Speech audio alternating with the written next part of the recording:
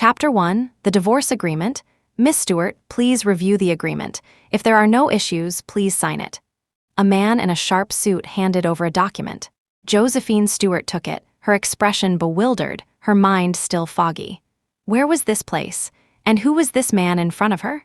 She lowered her gaze numbly to the document where the words divorce agreement stood out starkly. Miss Stewart, Mr. Ashworth said that if you sign today, he can also transfer the deed to the East Lake condo into your name, the man stated coolly. If you delay, you might end up with nothing. Josephine blinked. Are you talking to me? The man looked speechless, clearly taken aback by her question. He composed himself. Anyway, the contract and pen are here for you. Call me when you've signed it. With that, he turned and left. Josephine rubbed her temples, which felt heavy, and looked around. She remembered being on her way to a company interview during the summer break after her sophomore year, didn't she? How did she wake up here? This seemed to be a hospital, stark white and unfamiliar all around. A sudden wave of nausea hit her stomach. Just as Josephine was about to get out of bed, a nurse entered. Seeing her, the nurse offered a cool smile. Miss Stewart, tried to kill yourself and Mr. Ashworth didn't even show. Disappointed, aren't you? Huh, Josephine was confused. Why did everyone seem so hostile towards her? The nurse chuckled coldly. That half bottle of sleeping pills you took was expired. Getting your stomach pumped wasn't pleasant, was it? Maybe choose a gentler method next time? Josephine clutched her stomach, her mind snapping fully awake now. What sleeping pills? When did I take sleeping pills? She was a 19-year-old girl with a bright future, optimistic and happy every day. Why would she take sleeping pills? A mocking smile touched the nurse's lips as she placed a medical chart in Josephine's hand. If you're all right, go settle your bill. The hospital covered your admission fees, with that, she turned and left. Josephine instinctively looked down at the chart and froze in shock. Josephine Stewart, female, 24 years old. Admitted to Ashworth Corporation affiliated hospital in June 2019 due to overdose of expired sleeping pills. Her heart pounded in her chest. Josephine pinched her leg. It hurt. An idea struck her, and she quickly reached for the phone on the bedside table. A sleek, piano black phone she'd never seen before landed in her palm. She pressed it for a while, unsure how to turn it on. Finally, holding it up to examine it, the screen suddenly lit up. Retina scan or facial recognition? Josephine's heart thumped wildly. A bad feeling washed over her. The date displayed on the phone was clearly 2019. Her eyes widened. She shot up from the bed, not even bothering with shoes, and ran to the window. She was on a high floor. Outside, skyscrapers crowded the view. Across the way, the words Ashworth Corporation were emblazoned on a large building. Josephine's breath hitched. A terrifying thought surfaced. She had time traveled 5 years into the future. No, perhaps it wasn't time travel at all, but rather. She had lost 5 years of memories remembering something. She hurried back to grab the divorce agreement, quickly flipping to the signature page. There, the name Morgan Ashworth was signed with a flourish strikingly prominent. Morgan Ashworth, how could she not know that name? He had been a legendary figure at Imperial University, inheriting Ashworth Corporation during his senior year. She had heard his name the moment she stepped onto campus. In these completely blank 5 years, she had actually married him. Chapter 2. Cherish life, stay away from jerks. It was impossible to describe her current mood. Josephine read the divorce agreement again from start to finish. The more she read, the more shocked she became. Morgan Ashworth was seriously rich. They had married 2 years ago, and upon ending their 2-year marriage, he would give her a $30 million settlement plus a villa. The man in the suit just now must have been his secretary, right? And the secretary had said if she signed today, she'd get another condo. So, she was about to strike it rich, trading 5 years of her life for so much money. It should be a good deal, right? As Josephine was contemplating this, her phone rang. She glanced at the caller ID. The name was unfamiliar, but she swiped to answer anyway. Heth, Josephine Stewart, you've really got nerve. Resorting to suicide now. Theodore Thornton sneered. But Morgan still won't love you. Do you know where Morgan is right now? Although Josephine had lost 5 years of memories, these words still angered her. She replied coldly, "It has nothing to do with me." Putting on a brave face, "Are we?" Theodore laughed. "He's with my sister right now, picking out jewelry. It's my mother's birthday tomorrow." You should be well aware of the relationship between the Thornton and Ashworth families, right? Hearing this infuriated Josephine even more. She hung up immediately. She could already piece together the likely plot of the past 5 years somehow. By some twist of fate, she must have married Morgan Ashworth, the diamond bachelor in everyone's eyes. But after marriage, she wasn't favored, and many other women coveted her position. Consumed by jealousy born from love, she eventually turned herself into a resentful wife, even using death threats to try and win back the man's heart. But a jerk is a jerk. How could he possibly change his ways for her? Even if she killed herself, this scumbag probably wouldn't spare her a second glance. And look, the divorce papers had already been delivered. She was practically dying, but he had no time to see her. Yet, when some other woman's mother had a birthday, he was eager to go buy jewelry. Men. Josephine fumed. Absolutely cannot keep this kind of man. What good is money if the man makes her furious every day? If she didn't divorce him, should she keep him around for Christmas? She wanted to live a couple more years. Value your life. Stay away from jerks. Josephine picked up the pen and swiftly signed her name. Only a moment later, she encountered a problem.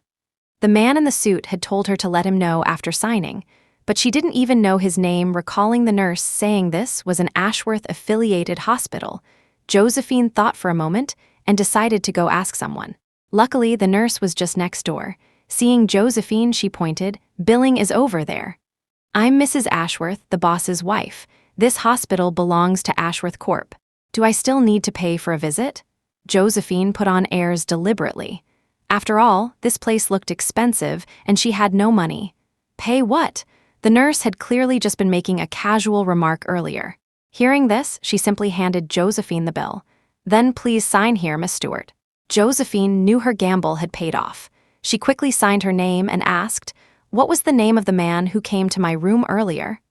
The nurse looked at her as if she were an idiot. After a moment, she said, "Miss Stewart, what are you up to now? Quentin Hayes is Boss Ashworth's secretary. Don't tell me you don't know him." Josephine ignored her, turned around, went back to her room, found Quentin Hayes' number in her phone, and called him. "I've signed it. Please come over and honor your promise," she said coolly. Chapter 3. Sign, get paid, leave. Quentin Hayes seemed stunned for a few seconds, then replied incredulously, "Miss Stewart, you really signed it. You're not making me waste a trip, are you?" "Believe it or not," Josephine said, "and I hope you'll make him keep the promise he just made." After hanging up, she still felt a little frustrated. It was clear now that neither Morgan Ashworth's assistant nor even a simple nurse in this hospital showed her, the boss's wife, the slightest respect. It showed what kind of life she must have lived during her 2 years married to Morgan Ashworth. If a man doesn't value you or have feelings for you, naturally, the people under him won't respect you either. That's basic common sense. But why did her before the memory loss abandon her dignity, even resorting to suicide to keep that man? How pathetic. Josephine took a deep breath, found a clean set of clothes in the room, changed, and waited for Quentin Hayes to arrive. Before long, the man walked in and immediately picked up the divorce agreement from the table. He flipped through it quickly. When he saw Josephine's signature, he seemed momentarily stunned, as if only now believing she was truly willing to divorce. He said, "I'll take the agreement. Mr. Ashworth will arrange a time with you, Miss Stewart, to go to the city hall." Quentin Hayes walked out of the ward, went around the corner, and made a phone call. In the conference room, Morgan Ashworth saw the incoming call and answered, "Yes." "Boss Ashworth," Miss Stewart agreed, Quentin Hayes said. Morgan Ashworth's brow furrowed slightly, his tone tinged with impatience. "What do you mean?" "Miss Stewart has signed the divorce agreement," Quentin Hayes stated. "Signed it," Morgan repeated, his aura suddenly turning icy cold. "Yes, the divorce agreement is right here in my hand. I'll bring it to you immediately," Quentin Hayes said. "Understood," Morgan replied and hung up. Seeing the senior executives in the conference room still looking at him, he tapped his long fingers on the table. "Continue." Everyone quickly resumed the discussion, but they suddenly felt a surge of apprehension. They didn't know why, but the conference room suddenly felt chilly, filled with an inexplicable sense of pressure. Meanwhile, Josephine completed her physical checkup, confirmed she was fine to be discharged, and happily left. She found a delivery app on her phone, learned her home address from it, hailed a cab at the hospital entrance, and went straight home. Her residence was clearly in a high-end villa complex. As the car drove in, it was surrounded by lush greenery, filled with negative oxygen ions. Josephine remembered an address listed on the divorce agreement's property division section. The villa allocated to her was here. So, she would soon be the owner of a villa? Humming a popular song from 5 years ago, Josephine got out of the taxi and walked to the villa entrance. She tried the fingerprint lock. Sure enough, it opened. Stepping inside, she was instantly stunned by the luxury before her. The floor was covered with beautiful handmade carpets, and a lavish crystal chandelier hung overhead, cascading from the 3rd floor down to the 1st. The surrounding walls featured 3-dimensional reliefs. Josephine grew up in a small town down south. Her parents were ordinary intellectuals working regular jobs, earning just enough to get by. Before college, the most luxurious place she had ever visited couldn't compare to even a fraction of this. She cautiously walked further in, passed through the living room, and pulled back the curtains of the rear balcony, revealing a view of the pristine ocean. Chapter 4. Enjoying the sun and sand, the wind stirred the light gauze curtains. In the distance lay a white sandy beach and the sparkling turquoise sea. An umbrella was set up outside the living room, with 2 chairs beneath it, clearly prepared for the villa's owner. Josephine couldn't describe her current feeling. It was like suddenly winning $5 million, leaving her head spinning. No, it was much more than $5 million, wasn't it? Even based on property prices in the city 5 years ago, a villa like this was astronomical. Josephine loved the sea, so she eagerly opened the balcony door and ran out. However, the chairs outside were covered in dust, looking like they hadn't been sat on for a long time. She couldn't help but wonder, did the her before the amnesia lose even the mood to enjoy life? Returning inside, Josephine went upstairs to check the bedrooms. The 2nd floor had 2 bedrooms, a piano room, a study, and a room with mirrors, perhaps a dance studio.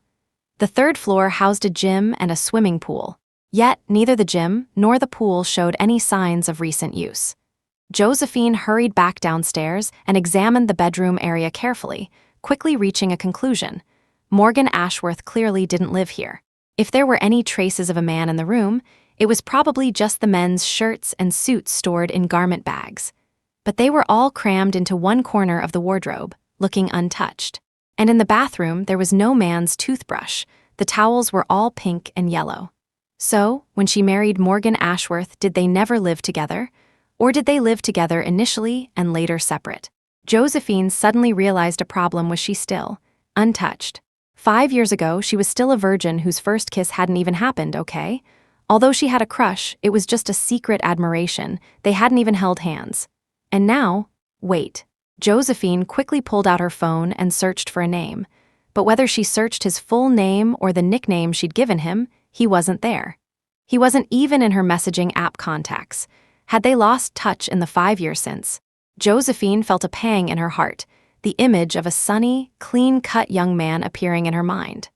Her mood suddenly dipped because she had just scrolled through her contacts and couldn't even find her former best friend. Josephine sighed, feeling a bit hungry, so she ordered takeout from a delivery app. Taking a towel outside, she wiped down the beach chairs and table. By the time she finished cleaning up, the food had arrived. Eating alone felt a bit lonely, especially when, after calming down, Josephine didn't even know what to do next. After finishing dinner, she took off her shoes and walked barefoot to the seashore. This was a private beach. As far as the eye could see, there wasn't another soul. Josephine splashed through the waves, gazing into the distance. At the front door, a man rang the doorbell. Receiving no answer, he used his fingerprint to unlock it. The living room lights were on, but no one was there. Through the open curtains, a small figure was walking towards the sea. Morgan Ashworth's heart sank heavily. He dashed out through the balcony door. Josephine was playing in the water when she suddenly sensed movement behind her. Then her arm was grabbed, and a powerful force yanked her abruptly towards the beach. She lost her footing and fell onto the soft sand. Above her, a man's cold voice, laced with anger, rained down. Josephine Stewart, what are you playing at now? Chapter 5.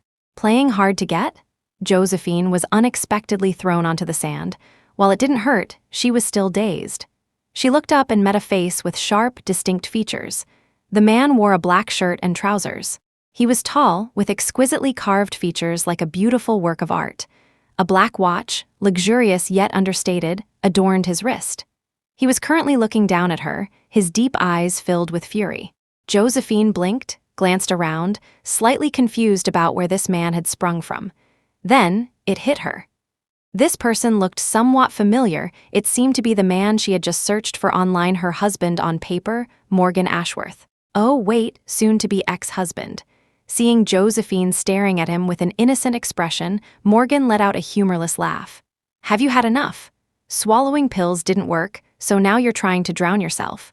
Josephine Stewart, let me tell you, even if you jump in and die, I won't feel sad. Josephine's small, cherry pink lips parted slightly as she stared blankly at the man before her. So, his anger just now was because he thought she was going to threaten him by jumping into the sea again? What made him think she was going to jump? Besides, shouldn't he be happier if she did jump? After all, he'd finally be rid of the resentful wife at home, and could openly buy jewelry with the other woman. Seeing Josephine remain silent, Morgan scoffed, then said, "Tell me, what kind of trick are you pulling now?" Being repeatedly accused by this jerk, Josephine couldn't take it anymore. Sitting on the sand put her at a disadvantage, lacking presence.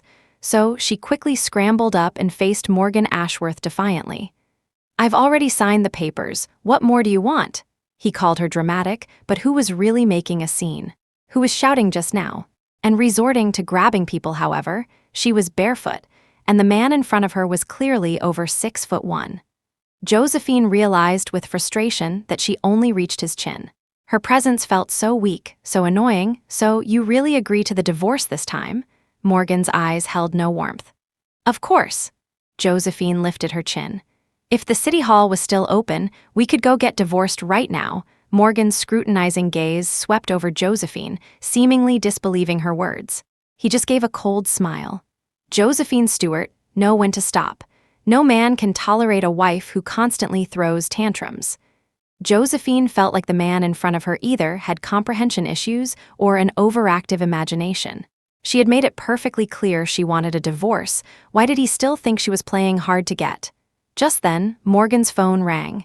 He glanced at it and answered, "Mom." Josephine didn't want to deal with him.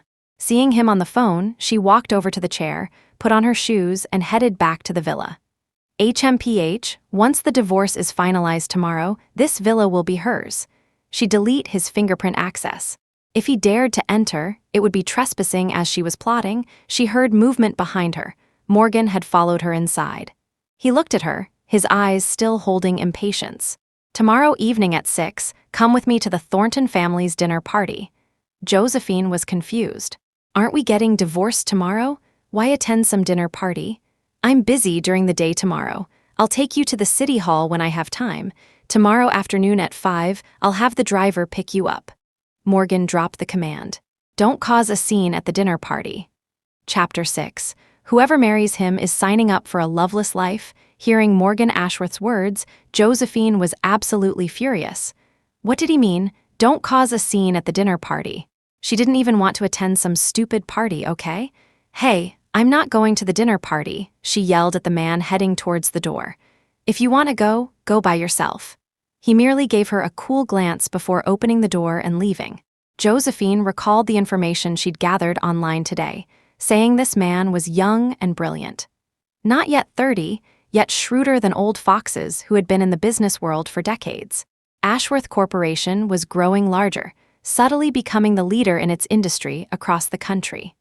Morgan Ashworth's net worth was constantly rising, making him the youngest tycoon on the wealth list. They even said that the number of women in the entire country who wanted to marry Morgan Ashworth could circle the capital city several times. It was just a pity he married young, breaking countless hearts. Heh, a dog of a man who couldn't even understand plain words could receive so much praise online.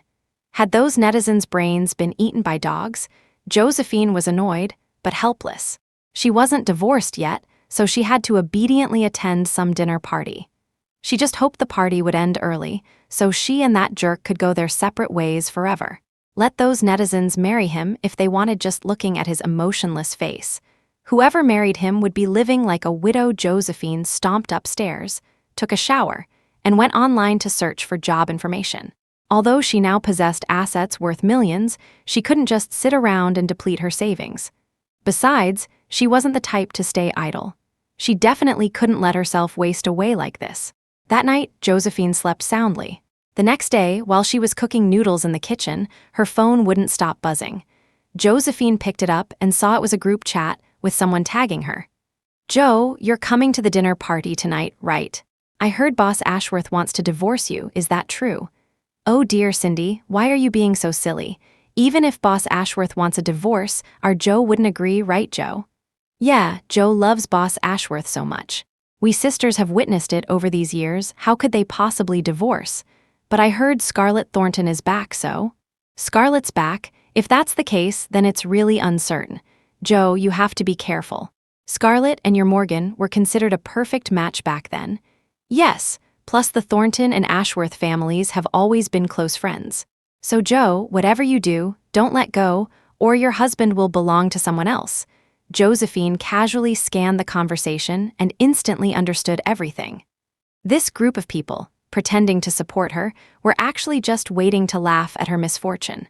But they mentioned someone named Scarlett Thornton. Connecting this with the call she received yesterday from someone named Theodore Thornton. So, that Scarlett was Morgan Ashworth's true love. The true love for whom he ignored his wife's suicide attempt and instead went shopping for jewelry. If it were the her before the memory loss, perhaps such things would have saddened her. But now, Josephine felt no sorrow at all. Morgan Ashworth was nothing more than a stranger to her. Who he loved or was with, she didn't care. At 5 that afternoon, Quentin Hayes arrived punctually at the villa to pick up Josephine. He glanced at Josephine's attire and immediately frowned. Josephine looked down at her modest dress and shoes, somewhat puzzled. Quentin Hayes directly made a call. "I'm at the beach house. Send over a gown suitable for Miss Stewart." Chapter 7. A very white lotus. The service on the other end was highly efficient. In just over 10 minutes, someone delivered a white evening gown. No girl dislikes beautiful clothes. Josephine looked at the gown, her eyes flashing with admiration. She quickly went to the bedroom to change. Feeling that her bare face wasn't quite right, she applied simple, light makeup. In the mirror, the girl in the long white dress showcased a graceful figure. Her long hair was simply tied into a ponytail. Although it didn't quite match the evening gown, her pure aura made it seem perfectly harmonious. What pleased Josephine the most was that even at 24, her face was still full of collagen. She was just a bit thinner than her 19-year-old self, but her features were more defined and delicate. She twirled in front of the mirror, her mood soaring, and walked out. Quentin Hayes outside was visibly surprised, but quickly composed himself and said coolly, "I'll take you to meet Mr. Ashworth." The car ride was silent. Josephine gazed out the window, admiring everything the city had become after 5 years. When they passed a spicy stir-fry pot restaurant, her eyes lit up. So that place was still there. She remembered loving to go there with her roommates. Looks like she'd have to celebrate her divorce there properly. Quentin Hayes dropped Josephine off downstairs at Ashworth Corporation just as Morgan Ashworth was coming down. He got into the car, glanced coolly at the woman beside him, and said nothing. Since he ignored her, she naturally wouldn't engage him either. So, silence hung between them, filling the space with tension. They arrived at the Thornton residence like this. The Thorntons owned a winery, and the dinner party was held there. The hall was filled with elegant guests and bustling activity. When Josephine and Morgan Ashworth appeared, the hall noticeably quieted down. Then, many people came over to greet Morgan. Josephine noticed that not a single person treated her with respect. A sudden wave of indescribable sadness washed over her. Unsure if it was a feeling from her pre-amnesia soul, Josephine felt miserable.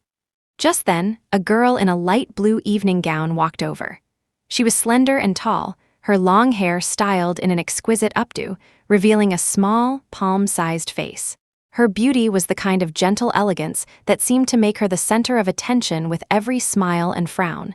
She approached Morgan Ashworth, linking arms with a young man beside her. "Morgan," she smiled sweetly. "My brother just told me you arrived, so I hurried over." Beside her, the young man greeted Morgan familiarly. "The moment Scarlett heard you were here, she dragged me, her brother, right over." Morgan just gave a faint smile. "No need to be so formal. Where's Annalena?" My mother is right over there. She was just mentioning you, Scarlett Thornton said, withdrawing her arm from Theodore Thornton's and moving to Morgan's side. Throughout the entire exchange, the siblings treated Josephine as if she were invisible. The feeling of being ignored grew stronger. Afraid of being swayed by subconscious feelings, Josephine slowly released Morgan's arm. However, the moment she withdrew her hand, the man beside her shot her a sharp, cold glare. "Josie, remember what I told you last night." Before Josephine could speak, Scarlett's expression flickered slightly upon hearing this. But after a moment, she recovered and smiled at Josephine. "Oh, Joe is here too. I was so busy talking to Morgan I completely forgot to greet you. I'm so sorry." Chapter 8. Divorce feels great for a moment. Talk about a two-faced schemer playing the innocent victim that was Scarlett Thornton. Did people 5 years later become so brazen about being the other woman? A chill flashed in Josephine's eyes, but a moment later, she linked her arm back through Morgan Ashworth's and smiled. "My husband is tall and noticeable. It's normal that you only saw him." Hess, no matter how impressive that woman acted, she could only call him Morgan, but Josephine could currently call him husband. Let that infuriate her even though she didn't want this jerk of a man at all over there. Mrs. Thornton saw the group approaching and immediately greeted Morgan with a smile. "Morgan, you're finally here. Scarlett has been looking forward to seeing you all day." "Mom," Scarlett Thornton whined playfully, walking over to link arms with her mother. "Aunt Alina, happy birthday," Morgan said, handing over a prepared gift. "Thank you, Morgan," Mrs. Thornton said, then turned to Scarlett. "Scarlett, go chat with Morgan for a while. I still have a few things to prepare here." "Okay, Mom," Scarlett agreed, then smiled at Morgan. "By the way, Morgan, the wine I brought back from abroad this time is excellent. You absolutely must try it." Josephine looked at the well-suited pair, feeling that if she didn't step away soon, she'd be incredibly tactless.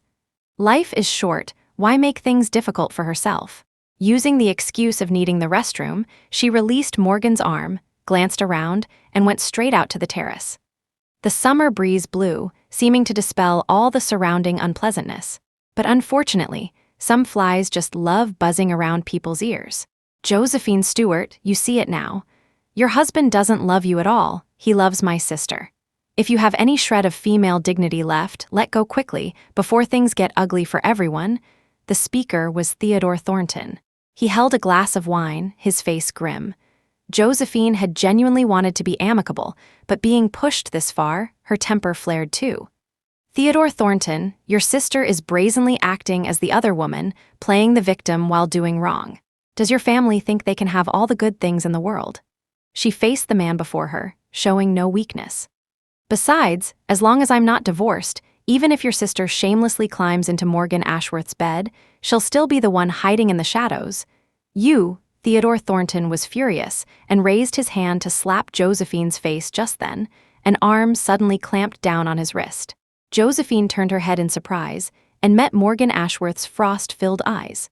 "Morgan," Theodore hadn't expected Morgan to appear and was suddenly embarrassed. Morgan abruptly released his wrist. The force was so great that Theodore stumbled back several steps before regaining his balance. "Who gave you permission to touch her?" Morgan's cold gaze swept over Theodore, then returned to Josephine. He looked down at her, grabbing her arm. "Come with me," wearing high heels. Josephine stumbled to keep up as he strode forward until they reached a secluded corner, where he finally let her go. "When did you learn to speak so harshly?" Morgan's tone was cold and severe. "How did I not know that the moment I looked away, you could become so shrewish?" Josephine's anger flared instantly. "Me, shrewish? Who was about to hit me just now?" She hadn't felt strongly about the divorce initially. But now, the grievance in her heart screamed wildly. This man, his own wife, was humiliated like that, told to step aside, and she couldn't even talk back. What was the point of this marriage? Divorce, absolutely divorce, right now. Chapter 9, I don't love you anymore. All right, stop making a scene. Morgan's expression showed impatience. He put his arm around Josephine's shoulder. "Many friends are still outside. Come out with me and say hello." Josephine felt as if all her anger had been vented into a sponge. This man's "stop making a scene" made her feel both ridiculous and pathetic. She really didn't want to say another word to him, nor did she have the energy to resist him. She just followed him numbly into the main hall, like a dull robot, greeting those people. The small party felt more exhausting than preparing for college entrance exams. So much so that by the time she got back into the car, she didn't even have the strength to utter half a sentence. Morgan dropped her off at the villa entrance and was about to leave when Josephine quickly said, "Wait a minute." He looked at her, his eyes knowing, as if saying, "Are you asking me to stay?" Josephine gritted her teeth internally, but her tone was remarkably calm. "Are we going to the city hall tomorrow?" Hearing this, Morgan's brow instantly furrowed. "Josie, I told you, stop making a scene." Josephine was suddenly at a loss for words, finding the situation absurdly funny and sad. "I'm not making a scene which ear of yours saw or heard me making a scene. I just wanted to say, I signed the divorce agreement, so I'm asking when you're going to the city hall so we can finalize the divorce."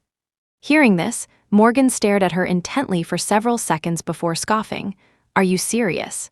Josephine tried hard to suppress the MMP feeling in her heart and took a deep breath. "Yes, I'm serious. Let's get divorced. It's better for both of us." The expression on Morgan's face instantly froze. Since his senior year of college, he had been in charge of Ashworth Corp over the years. He had developed the aura of a superior. At this moment, the emotions churning in his eyes caused the temperature in the car to plummet, creating a suffocating atmosphere like the calm before a storm. Josephine suddenly felt a little scared. Her fingers involuntarily reached for the car door handle, fumbled it open, and she quickly scrambled out. She was afraid he would hit her. This jerk looked like a psycho. Heaven knows what he might do. She'd better escape quickly, however. Josephine had barely reached the villa entrance when Morgan caught up to her. Terrified, she fumbled for the villa's door handle, accidentally touching the fingerprint sensor. Instantly, the villa door swung open. She lost her balance and stumbled backward through the doorway. Beside her, the man grabbed her waist and then crashed in with her. Smack! He casually shut the villa door. Instantly, in the pitch darkness, it was just her and him, and she was trembling, trapped in his arms. What are you going to do?" Josephine's voice was unsteady. "Shouldn't I be asking what you're going to do?" Morgan pinned Josephine against the door. His voice grew calmer, yet more terrifying.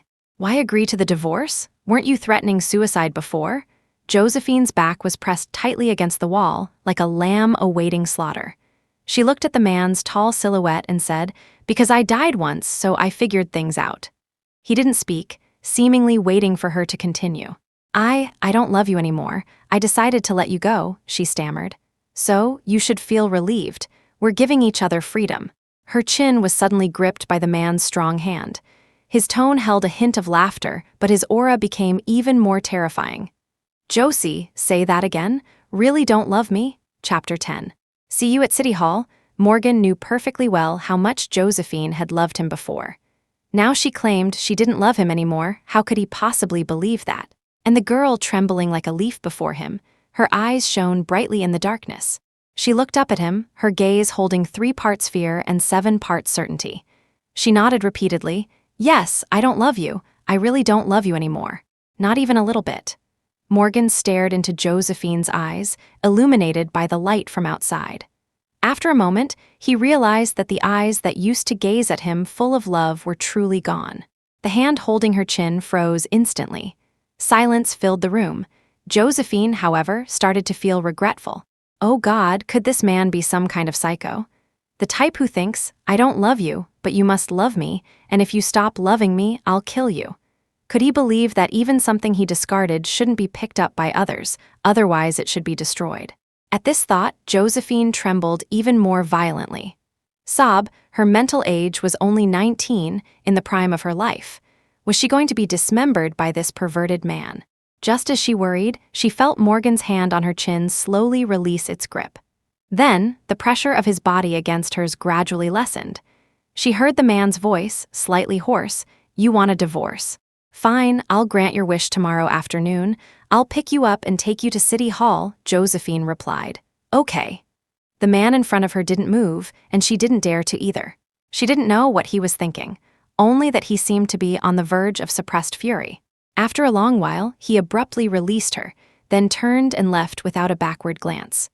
Only after the car outside the villa disappeared did Josephine, finally, let out a long sigh of relief.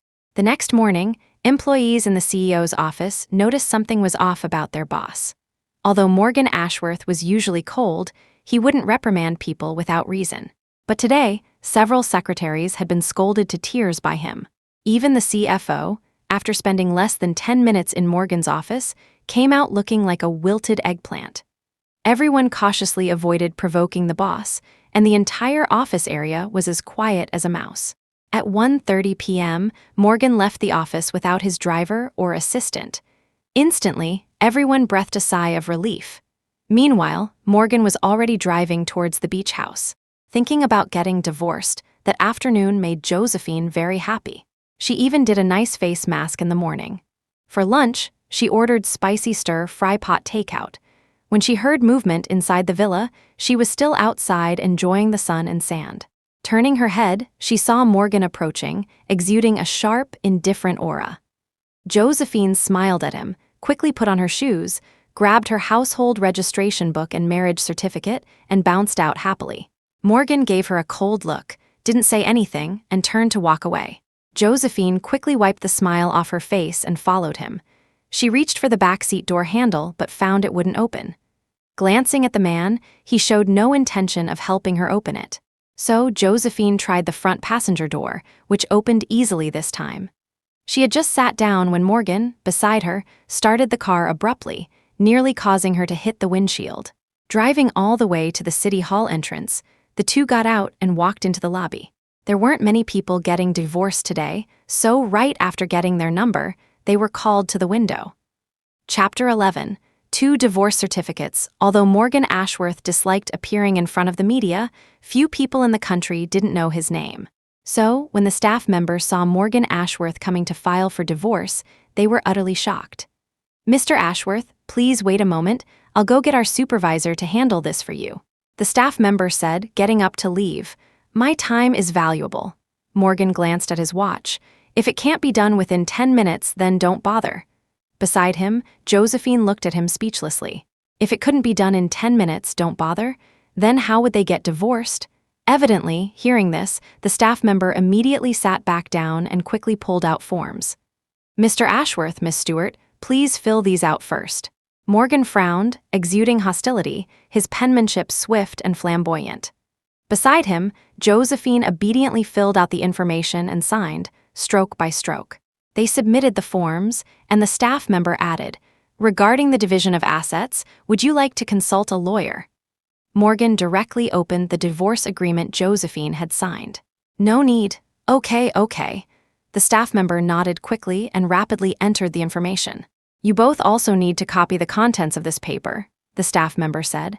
Seeing the full page of text, Morgan looked displeased, placed his pen on the desk, clearly indicating he didn't want to copy it.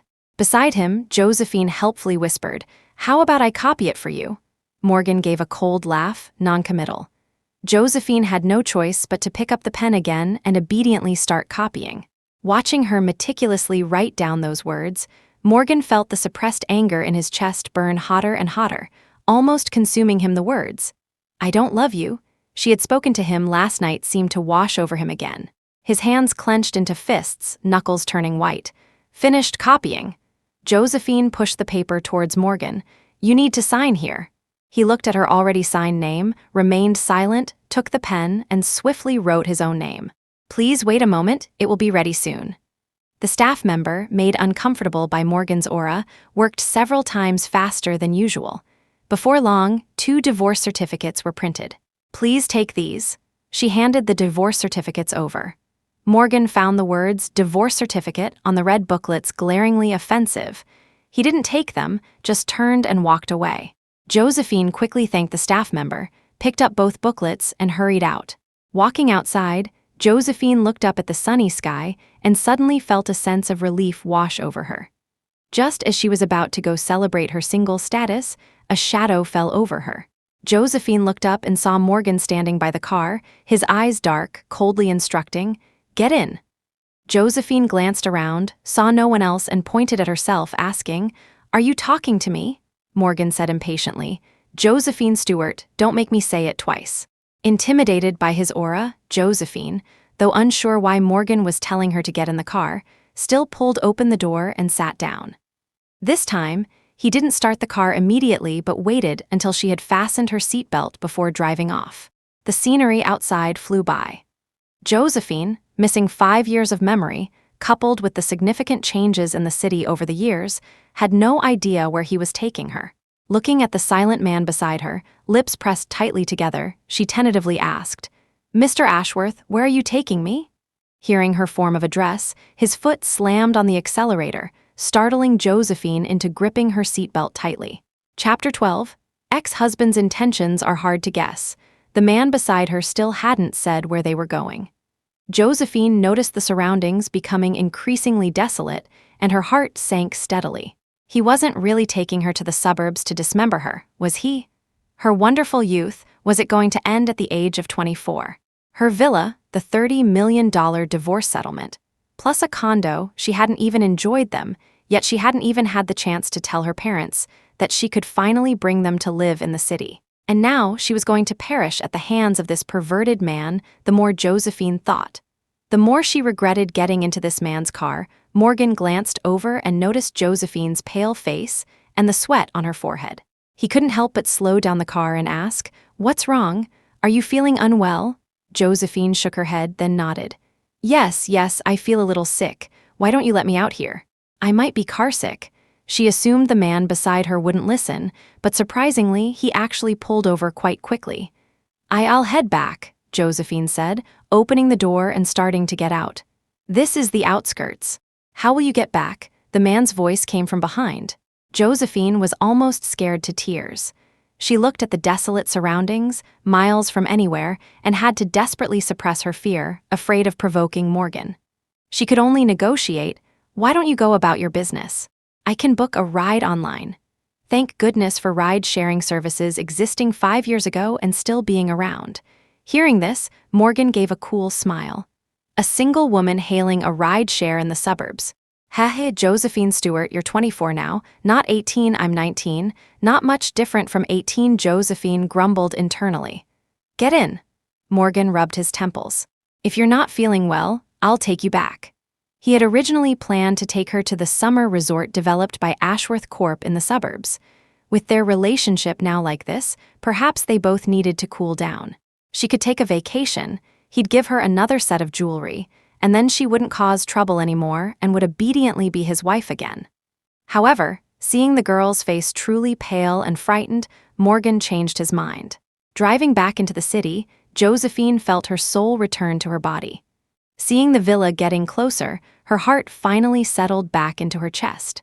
Morgan dropped her off at the villa entrance and said lightly, "When you're feeling better, I'll take you to the suburban resort." Right now, Josephine just wanted this person gone. She didn't care what he said, just nodded repeatedly. Seeing her unusually obedient look, a wave of softness suddenly washed over him. He raised his hand, his large palm landing on her head, gently ruffling her hair. Josephine flinched in fright. Morgan frowned. "What's wrong?" Nothing, I might just have a little cold," Josephine said, then pretended to sneeze. Morgan didn't say anything, released her, and said, "I'll call the house doctor for you." "No need, it's okay, I can find some medicine myself." "Are you kidding?" She had just barely gotten rid of him. She never wanted any contact ever again, be good. The man said, ignoring Josephine's refusal, turned and left. To Josephine's surprise, less than 20 minutes later, the villa doorbell rang. A middle-aged woman holding something stood at the entrance. Security at the villa complex gate was excellent, so Josephine wasn't worried about it being a bad person. She opened the door. "Who are you looking for?" "Miss Stewart, this is food from Le Jardin. Mr. Ashworth asked me to deliver it," the woman said, walking straight in. "Mr. Ashworth said you have a cold and asked me to come check on you." Chapter 13. Trying to be the nation's best ex-husband, Josephine was speechless. Seriously, what was Morgan Ashworth playing at?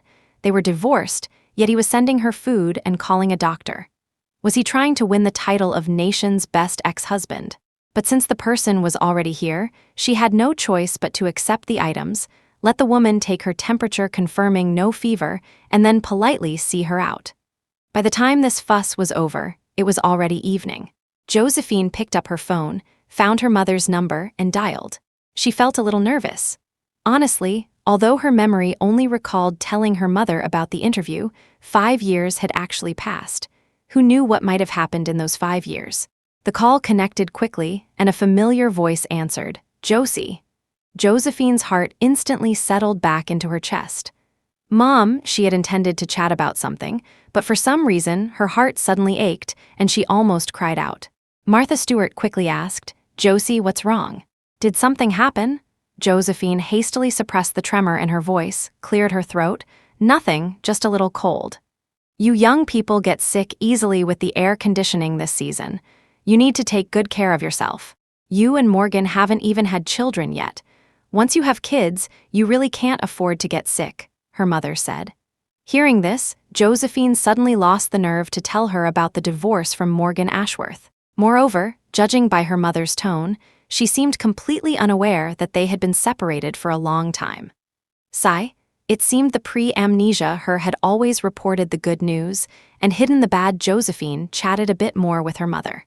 Hearing that both she and her father were healthy, she finally hung up. She planned to bring her mother to the city, but the property hadn't been transferred yet. It wasn't in her name, and Josephine still felt uneasy about it. However, she had just gotten the divorce certificate today, and seeing Morgan Ashworth's demeanor, he was probably very busy. She'd ask him tomorrow about when the divorce settlement would be finalized that night. Josephine searched online for company information and finally selected a few companies to submit her resume to. She had studied architectural design in college. Although she hadn't worked after graduation, she was, after all, a graduate of Imperial University's architecture department, so finding a job shouldn't be difficult. However, she still needed to brush up thoroughly on her professional knowledge.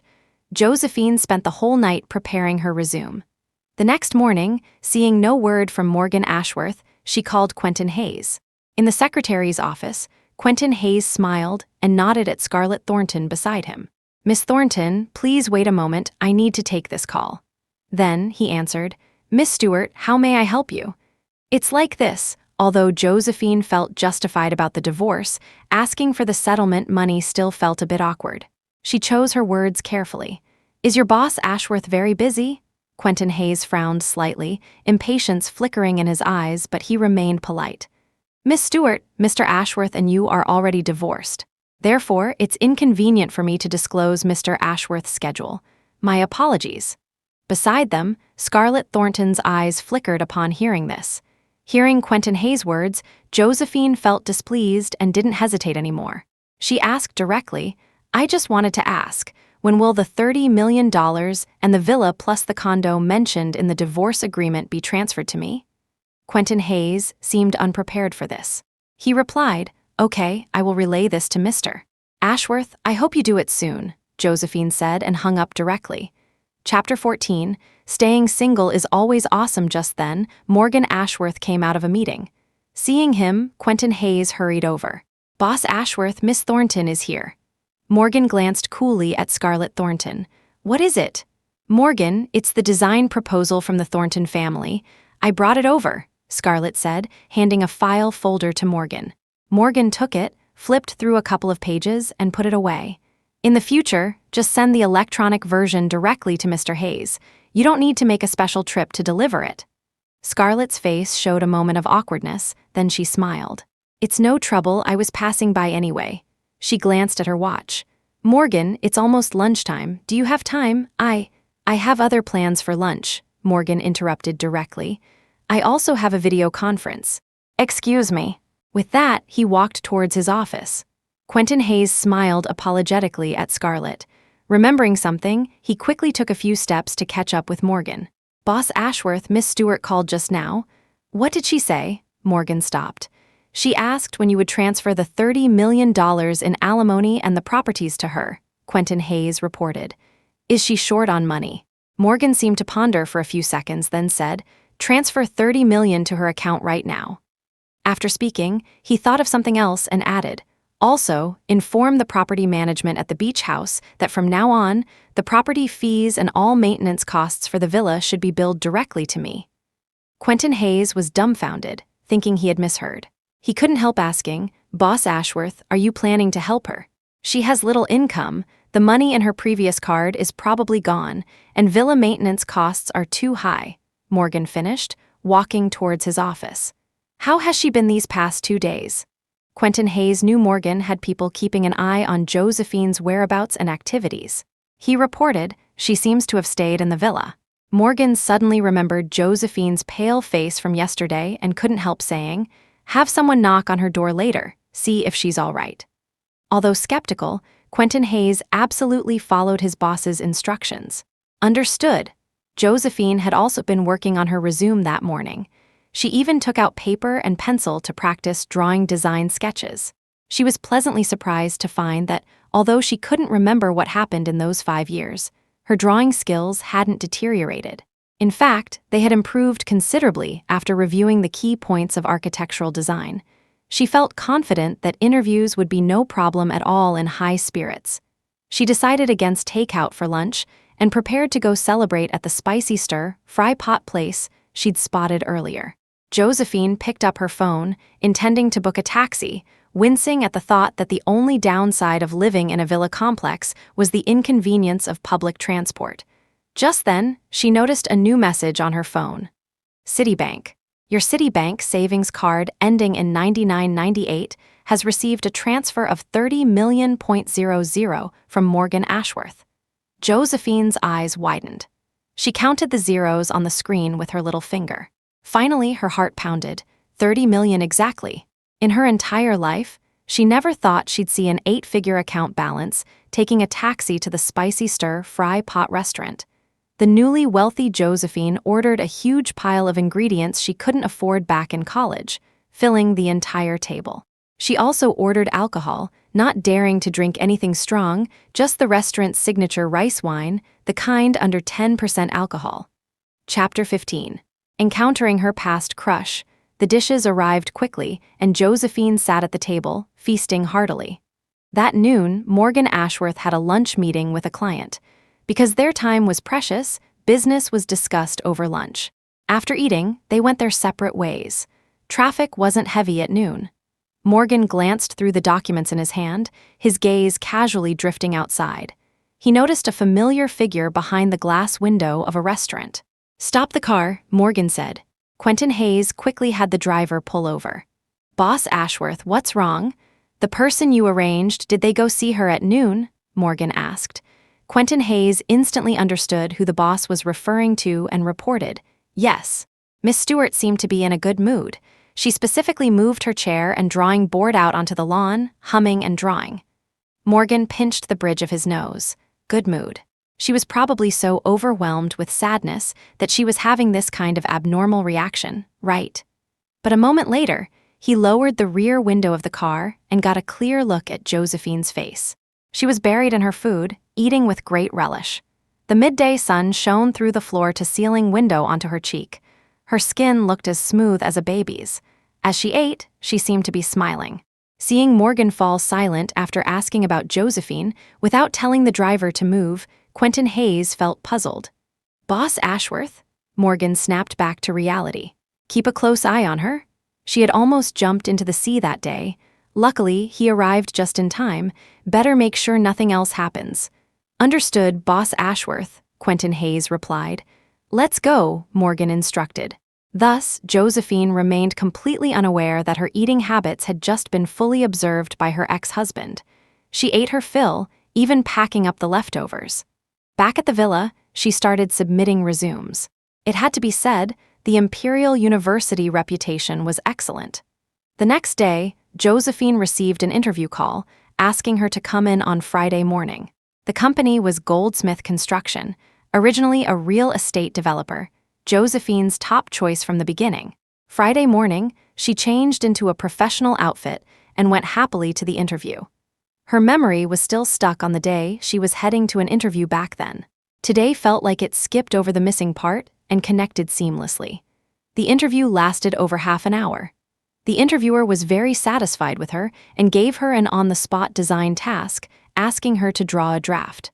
Josephine found her creativity flowing freely and quickly completed a design that satisfied the interviewer.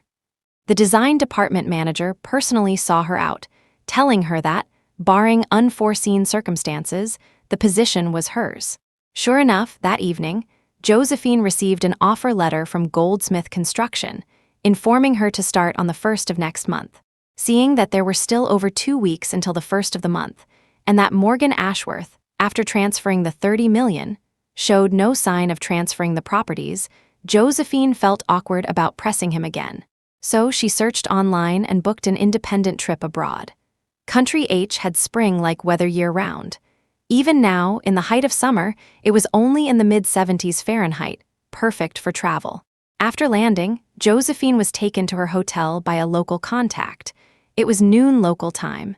She decided to go downstairs and find a place nearby for lunch. The elevator reached the ground floor. As she stepped out and looked up, the man outside the elevator doors made her freeze completely. She had run into her old crush. What were the odds? Chapter 16. The date. During her freshman year, Josephine joined the student council and had a good impression of a senior member named Walter Collins. Subsequent interactions only deepened her feeling that he was well-mannered, gentle, and polite, quite heart-fluttering. In her sophomore year, Josephine mustered the courage to ask him about summer internships, and they gradually became familiar. Back then, Josephine had secretly imagined several times what it would be like to date Walter Collins.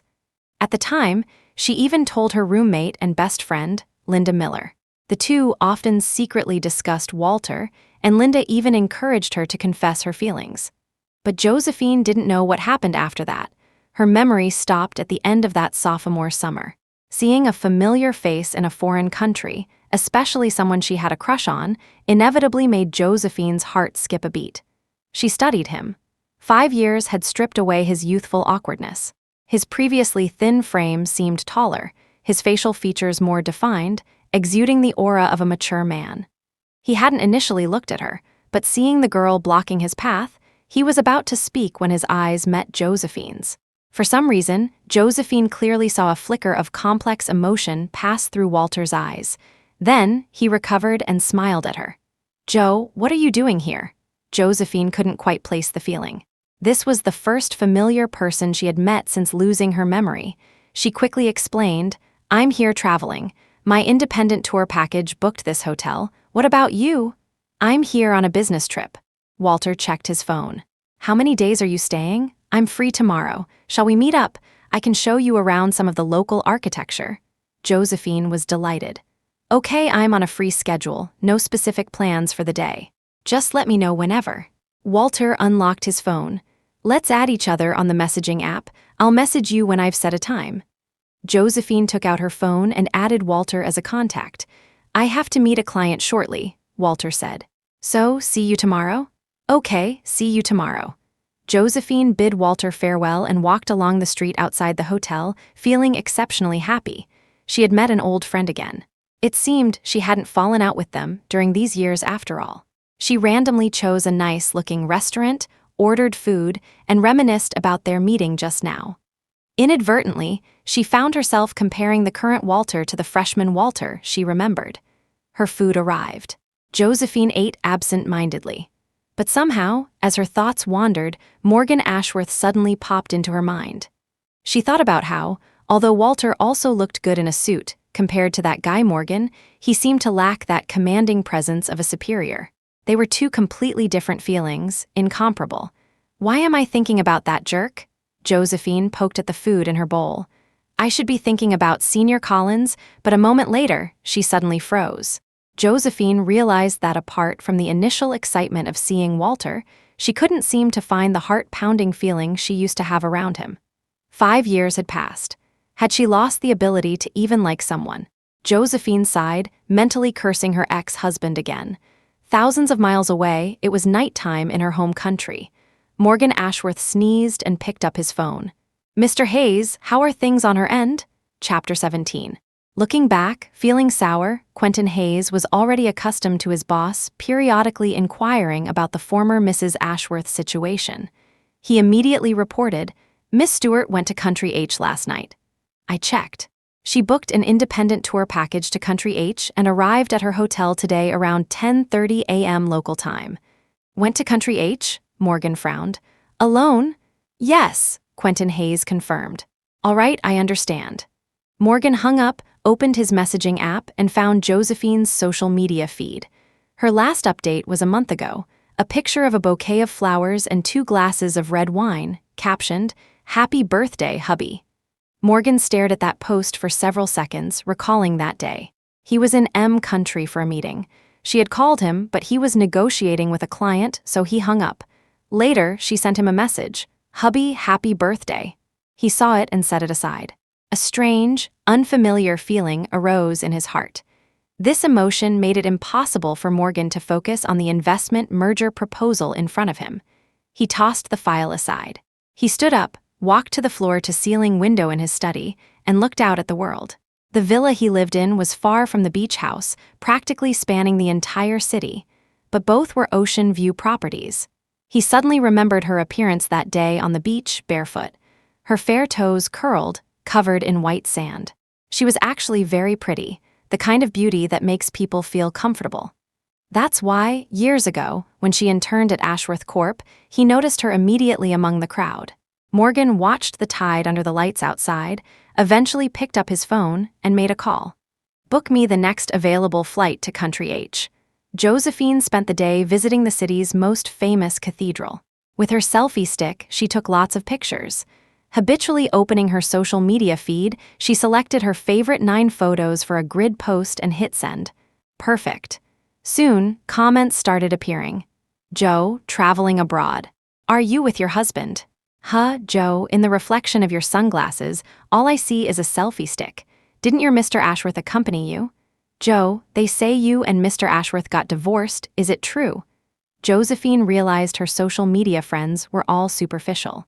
Annoyed, she was about to delete the grid post she just made when she saw a comment and a like Walter Collins. "Joe, the pictures look great." Josephine's lips curled up. Finally, a comment that didn't mention that jerk thinking of something. She realized she hadn't even looked at her own feed to see what she had posted over the years. Opening it, the very first post made Josephine cringe. Talk about embarrassing displays of affection that was her, wasn't it? "Happy birthday, hubby." It gave her goosebumps. Josephine didn't hesitate for a second and deleted it. Scrolling down, Josephine discovered that almost all her posts were related to Morgan Ashworth. She didn't post frequently, maybe once every month or 2. Many were like this, artistic photos paired with sappy captions. For example, "The dish I made today, someone said it tasted great." Or, "Thinking back to when we climbed the mountain together." Josephine deleted relentlessly until only one post remained.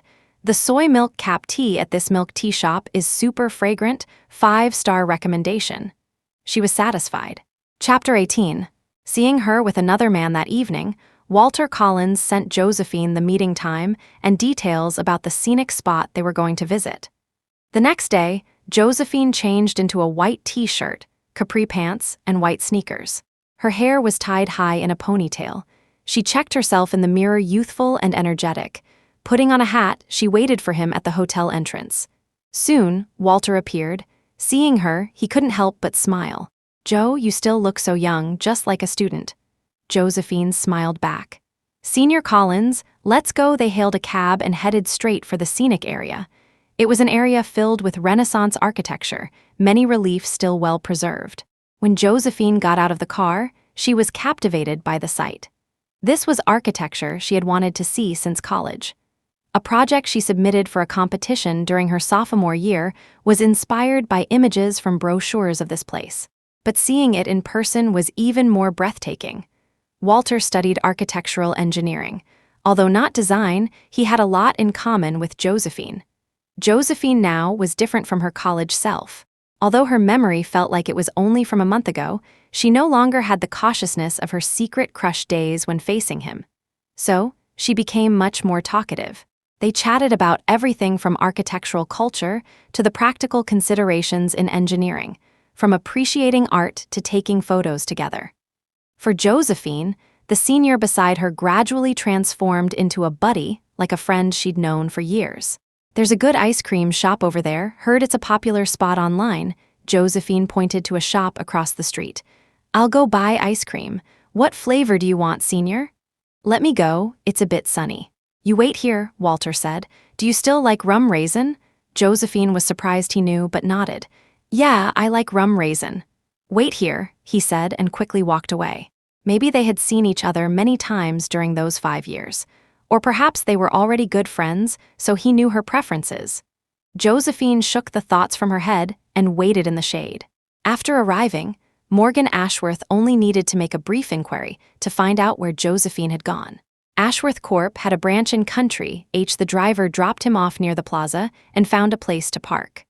From a distance, Morgan saw Josephine standing alone under a relief-carved colonnade, seemingly lost in thought. She was dressed simply, yet it made him momentarily dazed, as if seeing the her from years ago. This document was collected from the internet. Please delete it within 24 hours. Resource Finder v.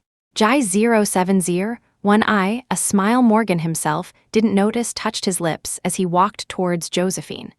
She wasn't looking his way at all, completely unaware of the closing distance between them. Just as Morgan estimated she could hear his voice and was about to call her name, he saw a young man holding 2 ice creams stop in front of Josephine. A joyful smile instantly spread across her face as she reached out and naturally took an ice cream from the man's hand. Then the two walked forward, eating and chatting happily. Morgan's steps instantly halted, his expression darkening like a sudden storm. That person looked somewhat familiar. Had he seen him somewhere before? Watching the two walk further and further away, Morgan snapped back to reality and strode after them. He had always been the one in control. His dictionary contained no retreat or compromise. Chapter 19. Does this forced kiss count as a first kiss? Josephine was savoring her ice cream and chatting with Walter Collins when she suddenly felt a murderous aura behind her. As if sensing something, she turned her head and was shocked to see Morgan Ashworth, who shouldn't have been there. Josephine froze for a few seconds, then collected herself. Beside her, Walter asked, "Joe, what's wrong?" "Nothing," Josephine replied. "Let's keep exploring. They were divorced. Ex-husbands should be treated as strangers." However, she had barely taken half a step when her arm was suddenly gripped by a strong hand. Josephine turned, annoyed. "What are you doing?" Beside her, Walter also looked over, only then noticing Morgan Ashworth. Morgan was a frequent face in financial news and also a prominent figure from Imperial University. Walter couldn't possibly not recognize him. "Mr. Ashworth," he greeted. Morgan, however, completely ignored him. His gaze locked onto Josephine. With a slight tug, he pulled her into his arms. "What are you doing?" Josephine struggled, but the man's arms were strong. She couldn't break free. Walter spoke up, reminding him, "Mr. Ashworth, is there something wrong?" "You're hurting Joe. This is between husband and wife. Outsiders need not interfere," Morgan said coldly. Walter was instantly shocked. "You too." Josephine continued to struggle. "Morgan Ashworth, let go of me. We're already divorced. I have nothing to do with you." Her mention of divorce instantly hit a nerve. Morgan's eyes turned utterly cold. "Is it because of him?" Josephine was angry too. "What does it have to do with Senior Collins? We were already divorced. Do you want me to show you the divorce certificate?" Seeing him purse his lips silently, she added, "There's absolutely no connection between us. We're practically worse than strangers. Can you please let go of me?" The hand gripping her arm suddenly tightened. The man's aura plummeted. He clasped the back of her head, bent down, and kissed her. Instantly, a crushing sensation pressed against her lips. An unfamiliar scent enveloped Josephine. Every hair on her body stood on end in an instant. Her heart pounded violently, her mind in chaos. She was being forcibly kissed by this jerk sob. Her first kiss, oh wait. It should be called her first kiss, since the amnesia mustering strength from nowhere. Josephine shoved Morgan Ashworth away violently. Her chest heaved, her eyes slightly red. "Morgan Ashworth, that's enough," he recoiled from her shout, his own chest heaving, like a beast about to unleash its fury. "I already told you I have no feelings for you, and we're divorced. Can you stop harassing me?" Josephine said mercilessly. "Or does it hurt your pride that I, who once adored you, no longer love you?" Morgan didn't speak, his aura intensifying, as if about to suck the air out of the surroundings. "Does your precious ego, as the great Mr. Ashworth, really need to be that big? Can't you allow someone not to like you?" Josephine was genuinely furious now. "But I'm sorry, I really don't love you anymore. I have absolutely no feelings for you now. Please go cool off somewhere else, and stop being an eyesore. I rarely get to travel, and I don't want to see annoying people." Having yelled it all out in one breath, she felt much better. Chapter 20, Tasting Heartache. Morgan stared blankly at Josephine. Her words echoed in his ears, finally crashing down onto his heart, one by one. He instinctively wanted to disbelieve them, but the sunlight was bright, and he clearly saw the annoyance in her eyes. His heart suddenly felt pierced by an invisible force. He thought he would erupt in anger, drag her back, and punish her harshly, but his body felt drained of strength, unable to move. After shouting, Josephine felt a wave of fear, afraid Morgan might kill her in a fit of anger. Her body instinctively retreated towards Walter Collins. Her subtle movement caught Morgan's eye, suddenly stinging him. He looked at her, confirming once more, "What you just said, was it all true?" Seeing he hadn't lost his temper, and thinking it was best to make a clean break, Josephine nodded. "Yes," Morgan slowly released his hand. They were very close.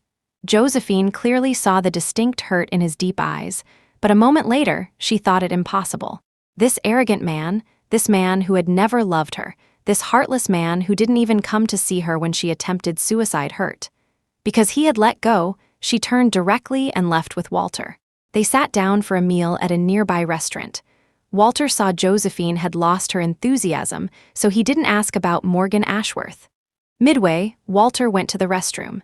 His phone, left on the table, suddenly rang after he left. The familiar ringtone was a song Josephine's best friend, Linda Miller, had loved 5 years ago. So, Josephine couldn't help but glance at Walter's phone. However, when she saw wifey Linda displayed on the screen, she felt struck by lightning. Earlier today, she had casually asked Walter if he had settled down, but he hadn't mentioned being married at all, let alone married to her best friend, Linda Miller. Thinking about how Linda wasn't in her phone contacts, Josephine suddenly felt like she had figured something out. Soon, Walter returned.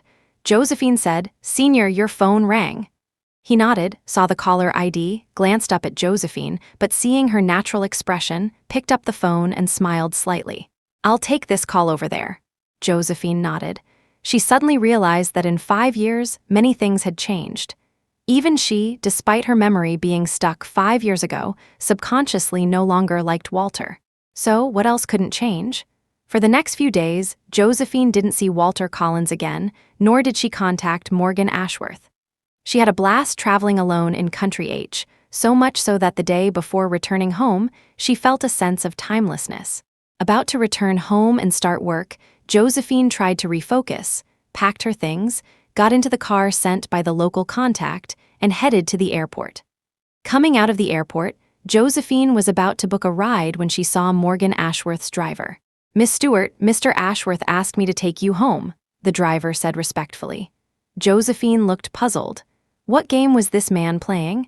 And after she had snubbed him so badly that day, shouldn't they have just cut off all contact? Seeing her hesitate, the driver had already reached out to take her suitcase. "Mr. Ashworth also said he will discuss the property transfer with you in the car shortly." Josephine was shocked. "He's in the car too," the driver nodded. "Mr. Ashworth was on the same flight as you, but he used the VIP channel, so he came out earlier."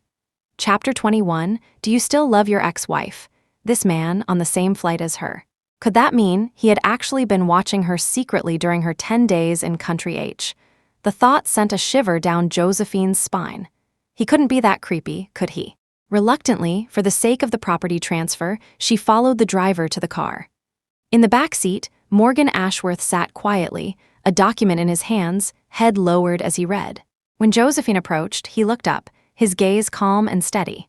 She felt slightly uncomfortable but still pulled open the car door and sat down, leaving a person's width of space between them. The driver started the car. Josephine saw they were heading towards her villa. No one spoke in the car. The atmosphere was exceptionally oppressive. Arriving at the beach house, Josephine got out.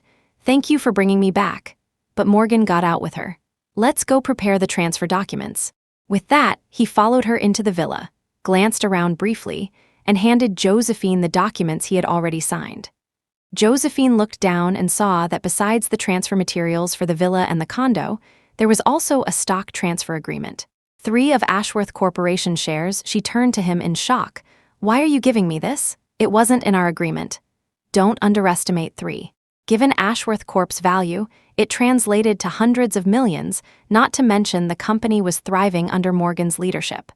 Perhaps I didn't give you enough security before. Morgan's face showed little emotion, his expression serious. So, I'm giving you premarital assets, which might make you feel our marriage has more security. Huh. Josephine felt like she didn't understand. Didn't our marriage end? No. Morgan looked at her, his gaze direct. Josie, let's reconcile.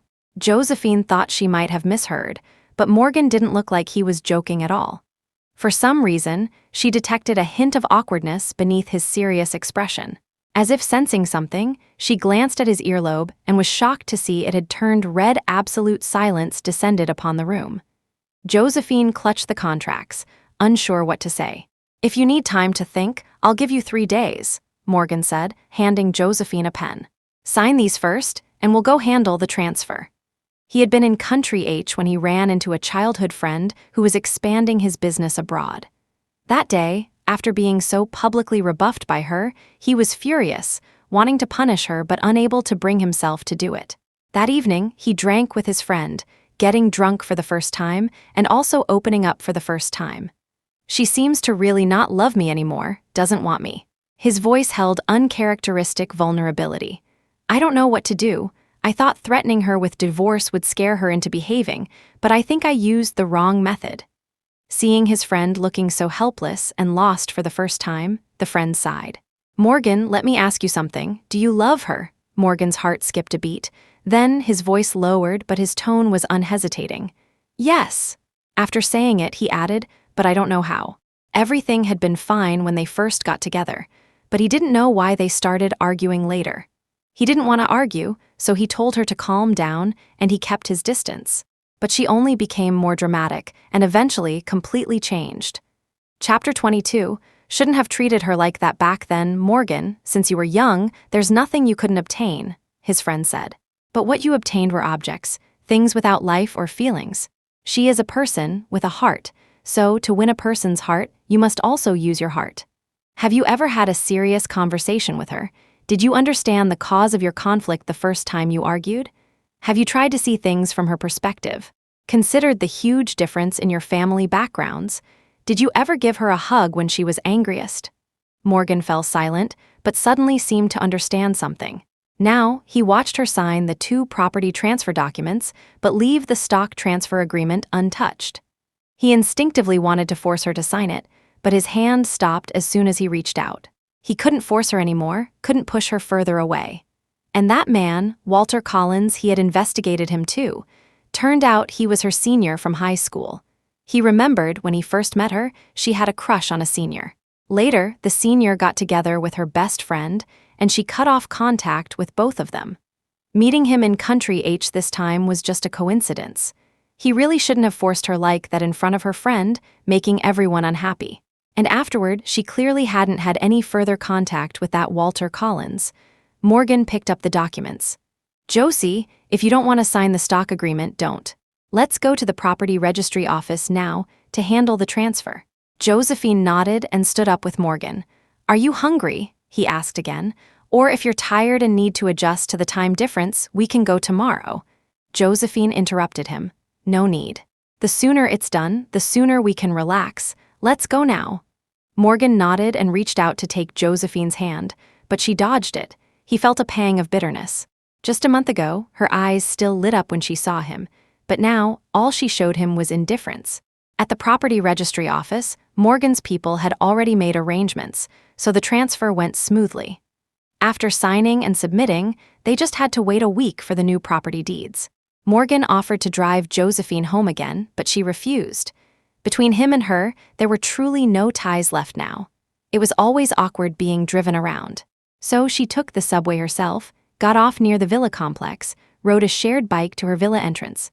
Walking barefoot onto the sand, Josephine listened to music, a wave of inexplicable sadness welling up from deep inside.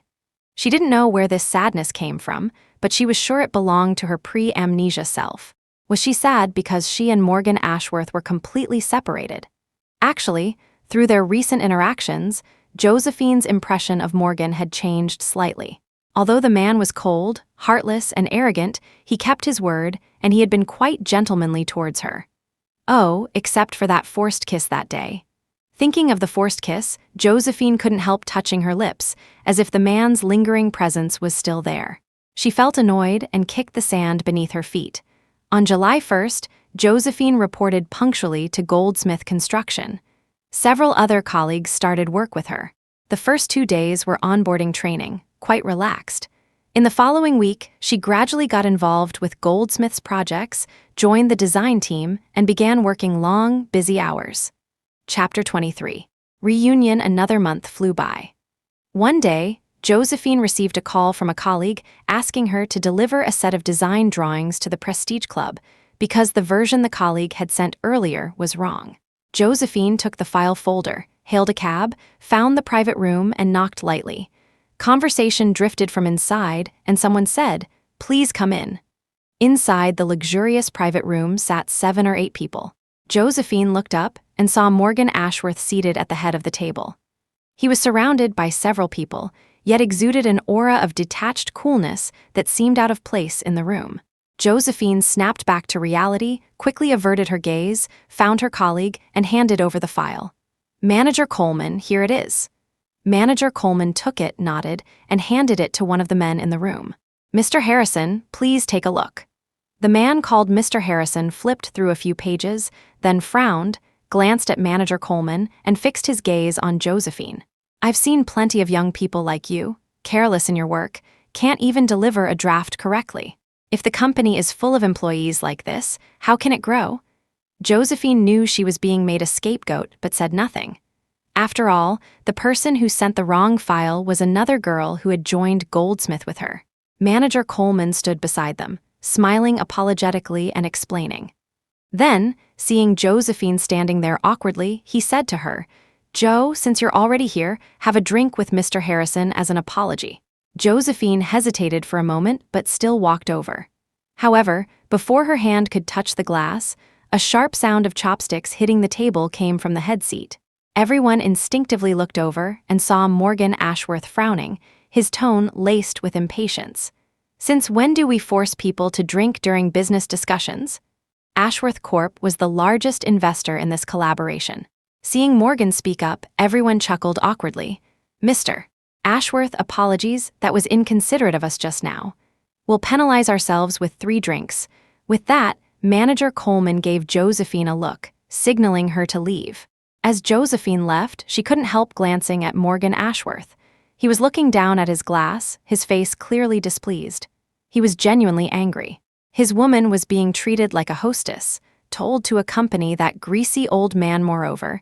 He desperately wanted to stand up and publicly announce her identity, but held back, worried she might be unhappy. When had he ever been so stifled?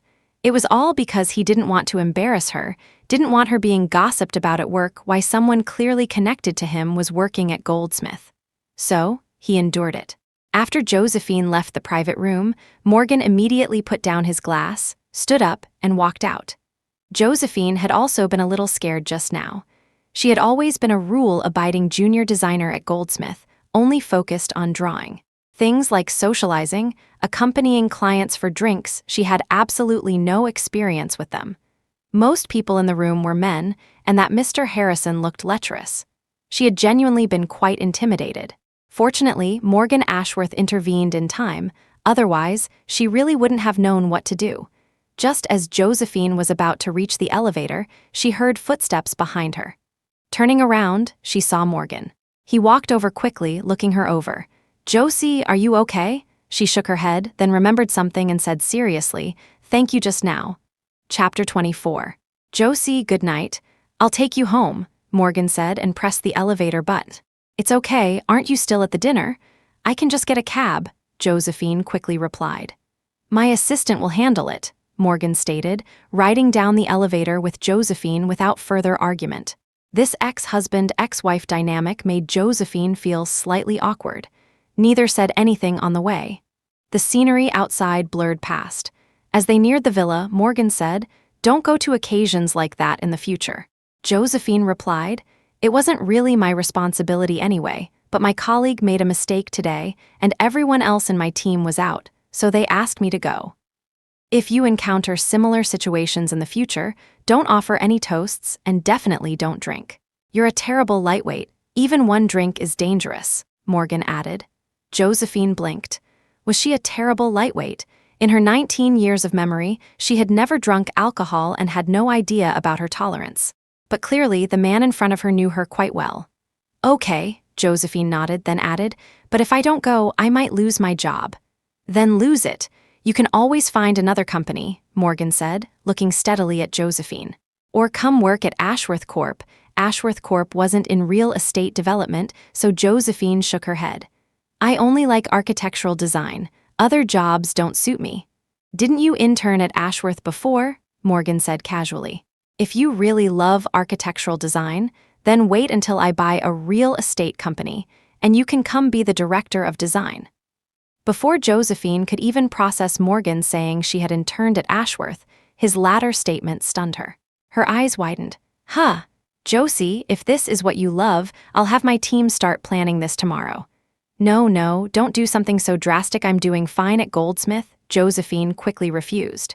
Good grief, her ex-husband really had that domineering CEO vibe, casually buying a company to make her a director. Talk about extravagant. Seeing Josephine unwilling, Morgan relented. Anyway, just remember, no accompanying drinks and don't swallow your pride. Okay, Josephine nodded, recovering. She suddenly found it a bit amusing and smiled. You sounded just like a domineering CEO just now. This was the first time she had smiled at him since their divorce. Morgan's heart skipped a beat, feeling something warm stir within him. Just then, they arrived at the beach house. He walked her to the door, looked down at the top of her fuzzy head, and couldn't resist reaching out to ruffle her soft long hair. His voice lowered slightly. Josie, good night. Under the night sky, the man's face appeared even more profound and exquisite under the dim yellow light, his aura noble and dazzling. Josephine suddenly found it hard to meet his gaze. She murmured softly, "Good night to you too." Morgan nodded. Watching Josephine go inside, he turned and left. Several more days passed without seeing each other. Then, Josephine finished a design project, and the company gave her compensatory leave. So, she called home, planning to return south for a visit and, incidentally, try to tell her parents she was single again. That evening, Josephine called her mother. "Mom, I'm planning to come home this weekend. Including the weekend, I have 4 days off. It's been a while," Josephine said. Chapter 25, Guess the Password. Josie, you're coming back this weekend? Martha Stewart seemed hesitant. Yeah, Josephine replied. Is something wrong? Nothing, it's just your dad. He's retiring this year, right? There was an issue with his title evaluation before retirement. As Martha was talking, David Stewart seemed to say something to her from the side, and she quickly added, No, nothing. Why am I telling you this? It's good you're coming back this weekend anyway. Your cousin Abigail is getting married, and she invited us all. I originally thought you wouldn't have time, so I didn't tell you. Josephine thought for a moment. Should I prepare a gift for her in advance? Sure, we'll give a cash gift, and you can give her a present too, Martha said. Okay, Mom. Josephine's eyes twinkled. By the way, I'm craving your sweet and sour ribs. I'll arrive Saturday around noon, okay? Martha laughed. All right, I'll make all your favorites. After hanging up, Josephine went to the safe, thinking maybe she could pick out a suitable piece of jewelry from inside to give her cousin. Her memory was still stuck at 19, so she remembered past events quite clearly. Her cousin Abigail had always liked competing with her, especially in high school. Josephine was good academically, and Abigail, a grade lower, would always indirectly inquire about her older sister's past test scores after mock exams. Later, Josephine got into Imperial University, while Abigail only got into a provincial university. Only then did the comparison stop. Josephine opened the closet door and suddenly noticed a small safe hidden deep inside. She stared at the password keypad, troubled. What was the password? Josephine tried her own birthday, then a few passwords she liked using in school, but none worked. Suddenly recalling something, she hurried to the study, took the divorce certificate from the drawer, glanced at Morgan Ashworth's birthday on it, and tried that. Instantly, the safe's indicator light turned green, and it opened directly. Josephine. She must have been under some spell cast by that jerk in the past, but a moment later, Josephine was stunned by the contents. It was filled with all kinds of jewelry. Some were just lying there, others were in boxes. The black safe, the dim yellow light, yet it looked dazzlingly C-movie full of jewels. Was this all hers? Josephine blinked, feeling like she had stumbled into the story of Ali Baba and the 40 Thieves. She casually picked up a bracelet. The jadeite beads were crystal clear and translucent, with faint wisps of green floating within. Unlike typical jadeite bracelets, this one didn't make her look older. Instead, it made her wrist appear even more slender and fair. She liked it very much. Josephine decided to sit on the floor and start selecting jewelry. She liked sparkly stones and wasn't particularly interested in gold. Soon, she had chosen a complete set of accessories. She also found a solid gold necklace, took it out directly, planning to give it to her cousin as a wedding gift. Saturday morning, Josephine went to the airport and flew straight to Southton. Josephine's father was a middle school teacher, her mother an enterprise employee. The couple had an apartment near the city center of Southton, provided by the school. Josephine pushed the door open and was immediately greeted by the aroma of her mother's cooking ribs. "Mom, Dad, I'm back." She dropped her suitcase and went straight to the kitchen, grabbing a piece of rib with her hand and popping it into her mouth. Seeing this, Martha smiled helplessly. "Already someone else's wife, but still acting like you did in school." Chapter 26. Attending the wedding, Josephine couldn't explain that her current mental age was only 19. She just happily ate her mother's ribs, stuck out her tongue playfully, and hugged her mother's arm, cooing, "So delicious, Mom, Dad, after you retire in a bit, why don't you move to the city and live with me?" Martha was taken aback, then said, "You're married to Morgan now, what would it look like if we moved in? Besides, your dad and I have all our relatives and friends here in Southton. If we go there, we won't even have anyone to do square dancing with." Josephine wanted to say she was divorced, but felt it was better to say it after the meal. Otherwise, her parents would definitely lose their appetite. However, she hadn't anticipated that after the meal, her father's school would call him over for something urgent, so the matter was delayed again. "Mom, what exactly happened with Dad's work issue?" Josephine asked. "It's just that the promotion quotas are limited, and the position promised to him got snatched away," Martha said. "It's okay, if it really doesn't work out, just let it go. I can support you both." Now she was quite the little heiress. "It's not just about the money, you know your dad's temper, he insists on sticking to his principles." Martha shook her head. "Josie, let's not talk about him. How are things between you and Morgan lately? Will he come back with you for the holidays this year?" Josephine suddenly didn't know how to answer. Seeing her mother's eager and expectant gaze, the words she intended to say changed abruptly. "He's busy with work, maybe he can't come." "Sigh, you young people are like that," Martha sighed again. That night, naturally, nothing conclusive was discussed. The next day was her cousin's wedding day. So early in the morning, Josephine went with her parents to the wedding venue. Josephine's cousin, Abigail Stewart, had been dating a rich second-generation guy from her university, so they got married right after graduation this year. The wedding was said to have 2 receptions, one in the provincial capital and one here in Southton's only 5-star hotel. When Josephine arrived, many guests were already there. The bride and groom had finished the initial ceremonies and were now greeting guests. Sitting down with her parents, Josephine noticed a gaudily dressed woman across from them staring intently at her. She looked down at herself quizzically, then looked back at the woman. Only then did she find the woman somewhat familiar, possibly a high school classmate. Logically, her memory was still at 19, only 2 years after high school graduation, but she really wasn't sure about the person. However, the woman soon waved at her enthusiastically. "It's Joe, right? Come over here, you haven't forgotten us? We were all your classmates." Josephine was surprised. It really was a classmate.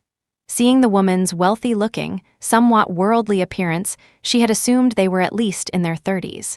She walked over and sat down, smiling faintly. "What a coincidence." The classmate also smiled. "Yeah, I didn't expect Abigail Stewart to be your cousin.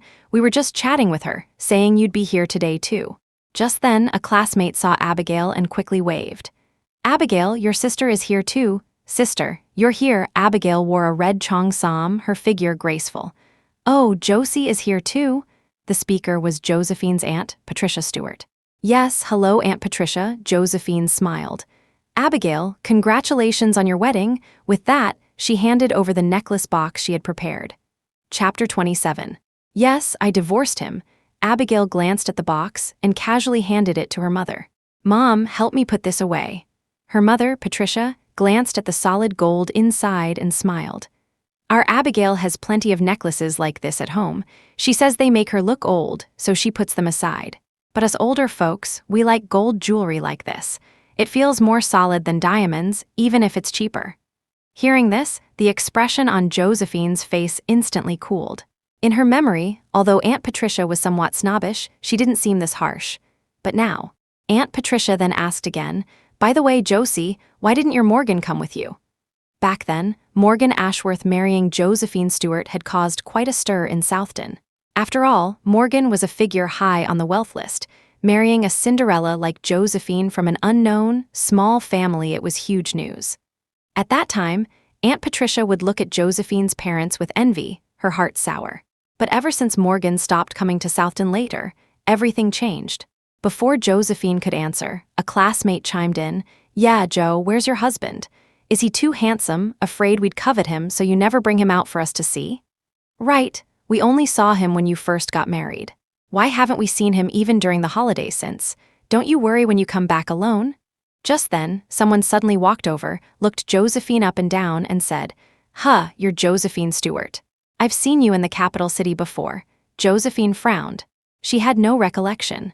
"Aren't you Boss Ashworth's ex-wife?" The person continued. "I'm friends with Scarlett Thornton. Just the day before yesterday, Mr. Ashworth was shopping with his current girlfriend, Scarlett Thornton. We even sat down for a meal together. As soon as her words fell, everyone turned to look." Although Josephine felt the marriage didn't stir deep emotions for her, at this moment, she still felt a resounding slap across her cheek, stinging painfully. She took a deep breath. Yes, I divorced him. So what if they divorced? It wasn't a big deal. Hearing her admission, everyone gasped. Then Aunt Patricia looked concerned. "Ah, how could this happen? Morgan's prospects are so good, how could you divorce him? Look at our Abigail, she finally married into a decent family. Her in-laws gave her 2 houses as a dowry and a car worth over $100,000. Women, you can't ignore certain material things. Exactly, Joe. How will you find someone after getting divorced? Divorced women are like second-hand cars, sold at a discount on the market. But don't worry too much. Our Joe is so pretty, even if she can't find a first marriage man, finding a second marriage one isn't bad either. I hear second marriage men dote on their wives more. There's a male colleague in my office who's pretty good, Joe. Let me introduce you. He's just turned 30 this year, has a 3-year-old daughter, but custody went to the ex-wife. Earns $4,000 a month, good income too. That sounds good. Do you have his contact info? Just share it with Joe," the crowd chattered on, seemingly about to settle Josephine's future marital affairs. Just then, the bustling hotel lobby suddenly fell silent. The talking crowd sensed something amiss and collectively looked towards the entrance. Chapter 28. He descended from the heavens. At the entrance to the hall stood a man dressed in a white shirt and black trousers. Though the attire was simple, his posture was ramrod straight, his features sharp and cold. An aura like a biting wind swept through, causing everyone present to turn their attention to him. Josephine stared at the man walking steadily towards her, her eyes wide with disbelief. Morgan Ashworth stopped beside her, his hand naturally resting on her shoulder, his voice low. "Josie, why didn't you wait for me?" Josephine was still too stunned to speak. Morgan had already pulled out a chair next to hers and sat down. He glanced calmly at the assembled crowd. Though it was a greeting, his tone was devoid of warmth. "Relatives, I am Josie's husband, Morgan Ashworth." Only then did everyone snap back to reality, their faces showing awkward expressions as they smiled. "Mr. Ashworth, hello, we thought you weren't coming. A meeting ran late yesterday, and Josie insisted she wanted Mom's cooking, fussing about coming back first," Morgan said, turning to Josephine. "Little foodie, did you get your fill?" Josephine suddenly felt incredibly satisfied. Even Morgan looked pleasing to her eye now. She replied playfully, "Ate it all, none left for you." Seeing her smile, Morgan felt as if flowers were blooming in his heart. He gently ruffled her soft hair with his large hand. "Then I'll ask Mom to make it again for me when we get home today." "If she's willing, I'm not helping you ask," Josephine retorted. "She likes me, her son-in-law, so much, how could she possibly not feed me?" Morgan sounded quite confident. Over there, someone nudged the arm of the woman who claimed to have eaten with Morgan. "Candace, why aren't you greeting Mr. Ashworth? Didn't you just eat together 2 days ago?" Candace Young's face flushed red and pale. She didn't know what to say. Morgan's eyes shifted, already guessing what had happened. He looked up, his eyes holding a hint of amusement. "This young lady said she had dinner with me. When?" "She said you were there, along with a girl named Scarlett Thornton," someone explained. "Is that so? Then I'll call Miss Thornton and ask if she remembers this," Morgan said lightly. Candace became even more embarrassed. "Oh, sorry, I must have misremembered. It wasn't with Mr. Ashworth that day, it was Miss Thornton's other friends." By now, how could the crowd not understand? And looking at Morgan's attitude towards Josephine, how did they look divorced? Josephine must have deliberately said they were divorced earlier to expose Candace's true colors thus. The crowd's demeanor changed faster than flipping pages in a book. "Mr. Ashworth, you don't visit our Southton often. We have so many local specialties and beautiful scenery. Have Joe show you around more?" "Yes, Mr. Ashworth, you must come during the holidays. The Lantern Festival here is quite nice." Morgan reached out, gently squeezing Josephine's hand in his palm. "All right, but it depends on the situation. We're planning to try for a baby soon. If Josie gets pregnant, we might have to wait until after the baby is born to come back."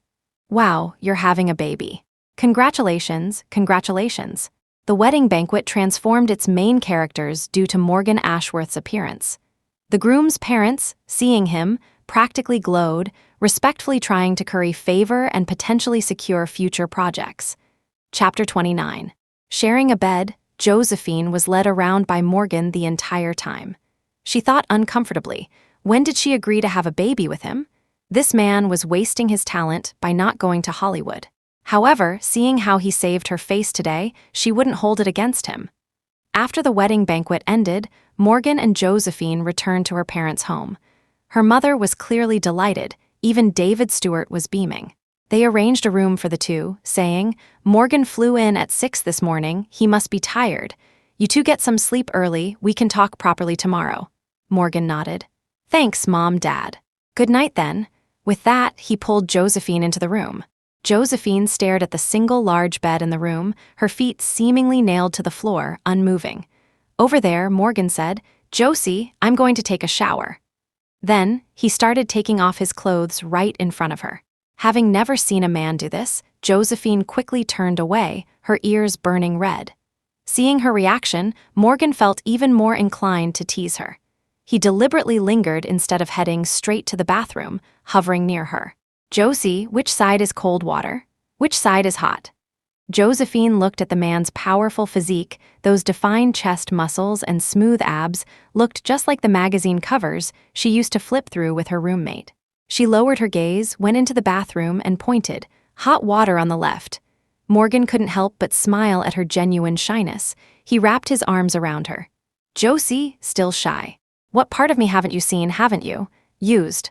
Hearing this, Josephine's eyes shot open, her heart feeling utterly devastated.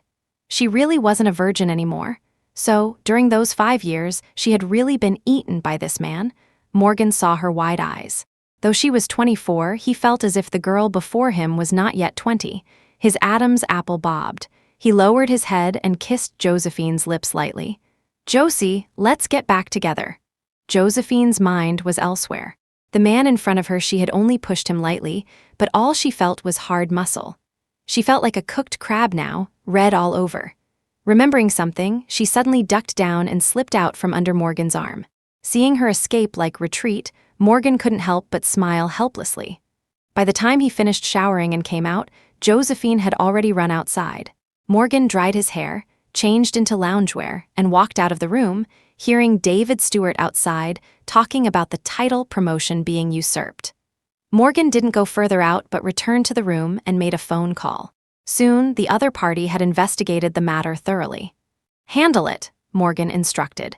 Before he could put away his phone, Josephine walked in, looking dejected, seemingly shooed back in by her parents. Morgan's lips curved into a smile. He went straight over and swept her up onto the bed. Seeing her about to cry out, he leaned close to her ear. "Josie, do you want to attract Mom and Dad over here?" Josephine looked teary-eyed. She didn't dare make a sound, just obediently burrowed under the covers, her body practically glued to the wall. Fortunately, the man behind her didn't make any further moves. Gradually, she drifted off to sleep. However, after her breathing became even, an arm from behind suddenly reached out, gently pulling Josephine into an embrace. In the darkness, Morgan gazed at the person in his arms, his eyes filled with contentment. Chapter 30. Josie, good morning. He could clearly tell that in the days immediately following the divorce, she genuinely rejected him. That time abroad marked the peak of her rejection. But now, although she hadn't accepted him back, she no longer hated him. Indeed, his friend's words had been a wake-up call. His past self had consistently used the wrong approach.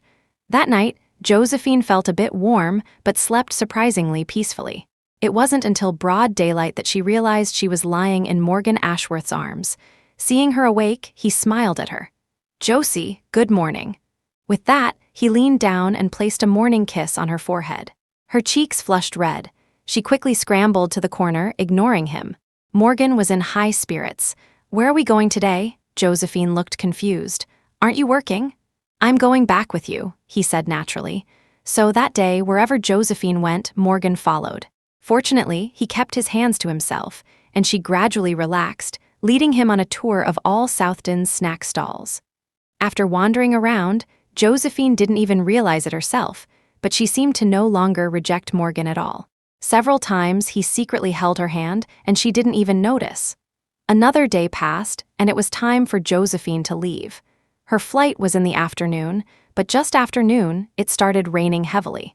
They arrived at the airport, waited for 2 hours, only to be informed the flight was canceled.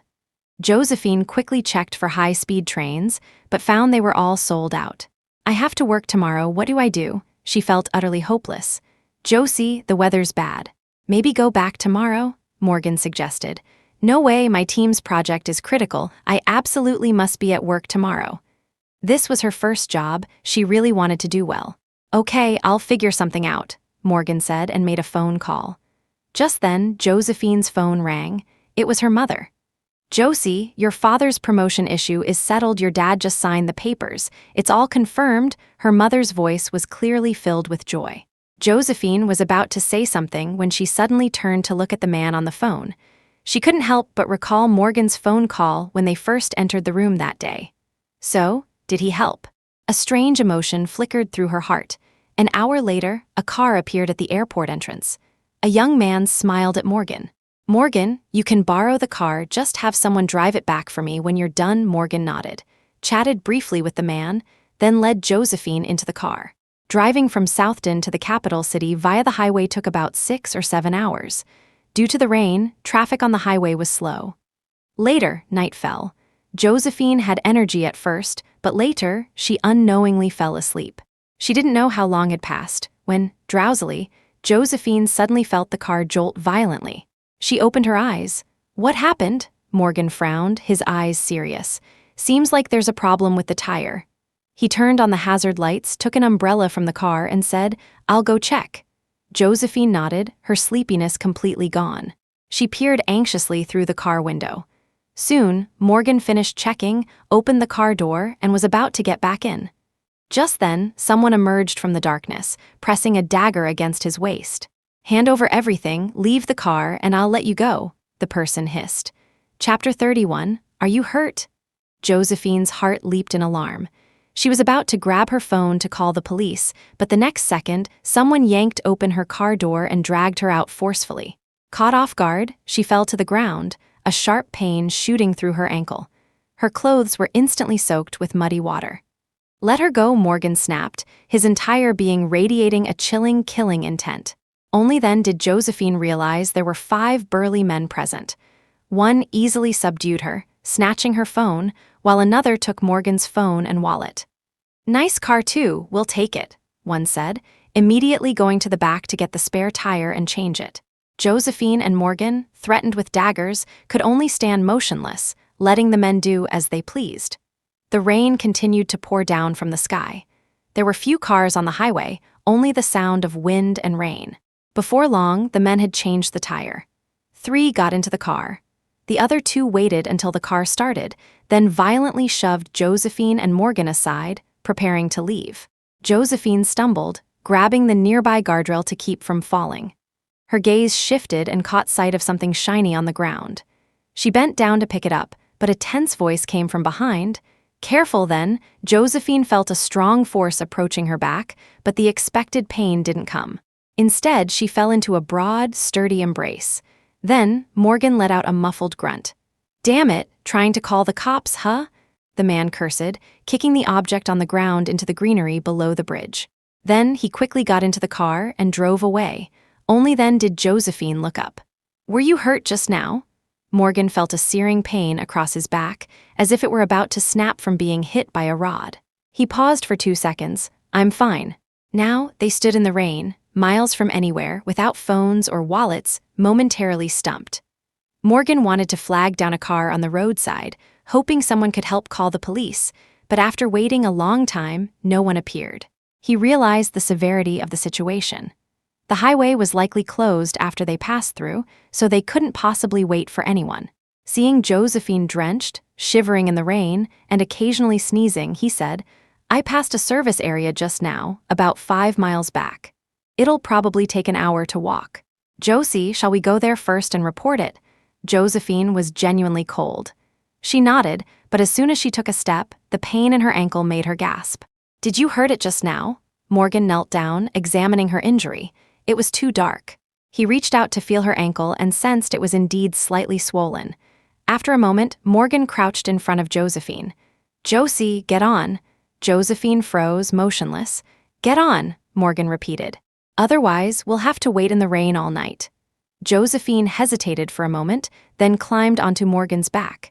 She clearly felt his body tense the moment she got on.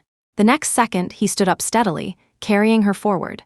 She felt worried and asked again, "Are you sure you're not hurt?" He replied lightly, "No." The night was deep. Just as Morgan had predicted, they walked the entire way without encountering a single car. Chapter 32. Confession. The rain kept falling relentlessly. Carrying her, he felt the injured area on his back ache as if pierced by needles. "Are we far?" Josephine asked from his back. "Maybe you should take a break." "It's okay," Morgan said, holding Josephine tighter and continuing forward.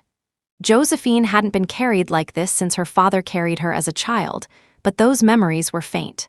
Now, lying on the man's broad back, she suddenly felt an inexplicable sense of security. This man, she had initially rejected him strongly, especially when he kept saying, "Stop making a scene," in front of her. And his assistant, speaking to her condescendingly, made her feel he was purely a jerk. But that day, when they went to the Thorntons' dinner party, she clearly saw his cold attitude towards Scarlett Thornton. Several times, Scarlett tried to talk to him, but he politely kept his distance. And later, he had backed her up at the wedding banquet. Just now, when that person was about to attack her, he held her and shielded her. He didn't seem as heartless as she thought, but why did they get divorced? Josephine was pondering this when she suddenly felt Morgan's pace slow down. She couldn't help asking, "Are you tired? Let's rest for a bit." This time he didn't refuse but gently set her down. "Are you cold?" he asked. Pressed against Morgan's back earlier, Josephine hadn't felt cold, but now, away from him, she really was cold. As she hugged her arms, the man in front of her reached out and pulled her into his embrace. Josephine's body stiffened for a moment, but she didn't move. After a while, she couldn't hold back anymore and asked muffledly, "We're already divorced. Why did you still come to Southton?" She had initially thought he had other business, but they had been together the whole time. He had clearly come looking for her. "Josie, I came to bring you home," he said. Then he added, "Let's get back together." Josephine bit her lip and finally asked, "Didn't you dislike me and resent this marriage? Why reconcile?" She had already imagined scenarios where some elder in the Morgan family, indebted to her, heard about their divorce and insisted Morgan bring her back. "Josie." The man suddenly lifted her chin. In the darkness, his features were blurry, but his tone was serious.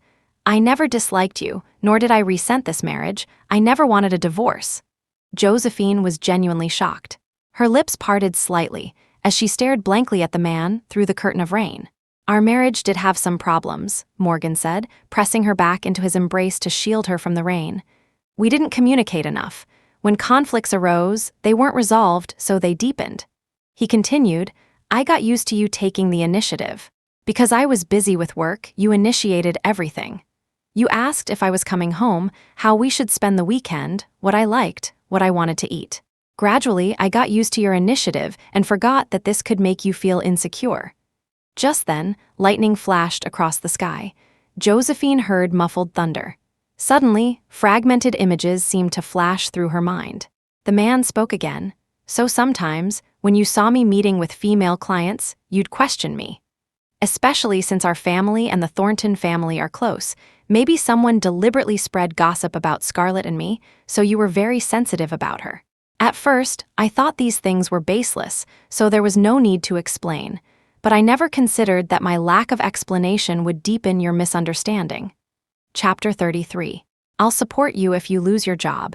It wasn't until that day you said you didn't love me anymore that I realized some things, seemingly insignificant, had truly shaken us. He looked at her. It was the first time I knew that you turning away could make me so scared.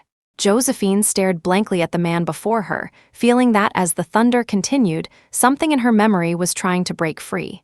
She asked, "Then why didn't you come to the hospital that day?" If he truly loved her, she was dying, yet he remained in a company meeting, unfazed. "Josie, I thought you were joking again. Because in the past year there were too many jokes like that," Morgan sighed softly. Josephine was shocked. So, in the last year, she had faked suicide multiple times. She fell silent, unable to comprehend her past self. "Josie, from now on, let's communicate properly. If there are any problems, I'll patiently explain them to you. Don't listen to others' words, trust your own eyes," Morgan said. Josephine was still reeling from the information he'd just revealed, merely mumbling, "I'll think about it then." Morgan, however, took this as her agreement, a pleased smile curving his lips.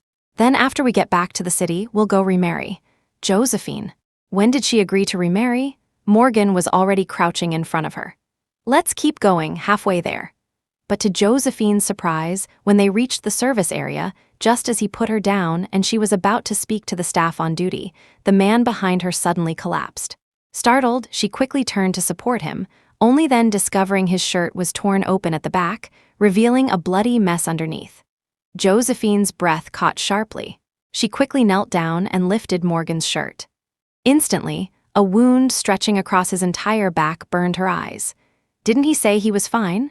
Injured like this, yet he carried her for over an hour. An indescribable feeling washed over Josephine's heart, twisting painfully as if gripped by an invisible force. Over there, the staff called the police. Seeing Morgan's condition, they quickly contacted an ambulance. When Morgan woke up again, he saw Josephine keeping vigil by his bed, her eyes slightly red. His voice was hoarse when he spoke. "Josie, what's wrong?" "You're hurt." Her voice held a hint of tears. Only then did Morgan realize he was in a hospital.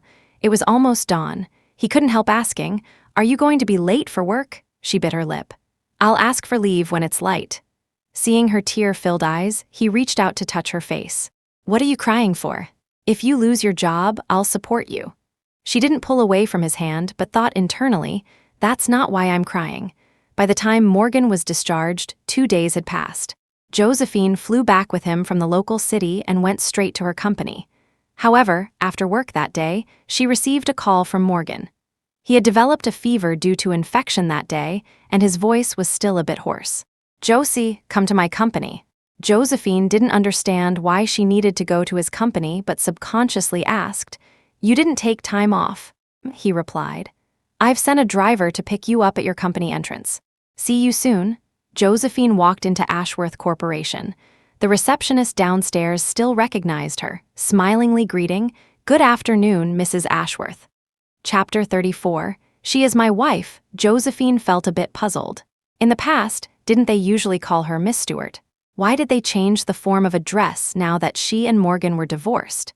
She entered the company, and a secretary led her directly to the company's large auditorium. When she pushed the door open, she realized it seemed like a mid-year company gala was in progress. "Josie." Morgan happened to be coming out from inside.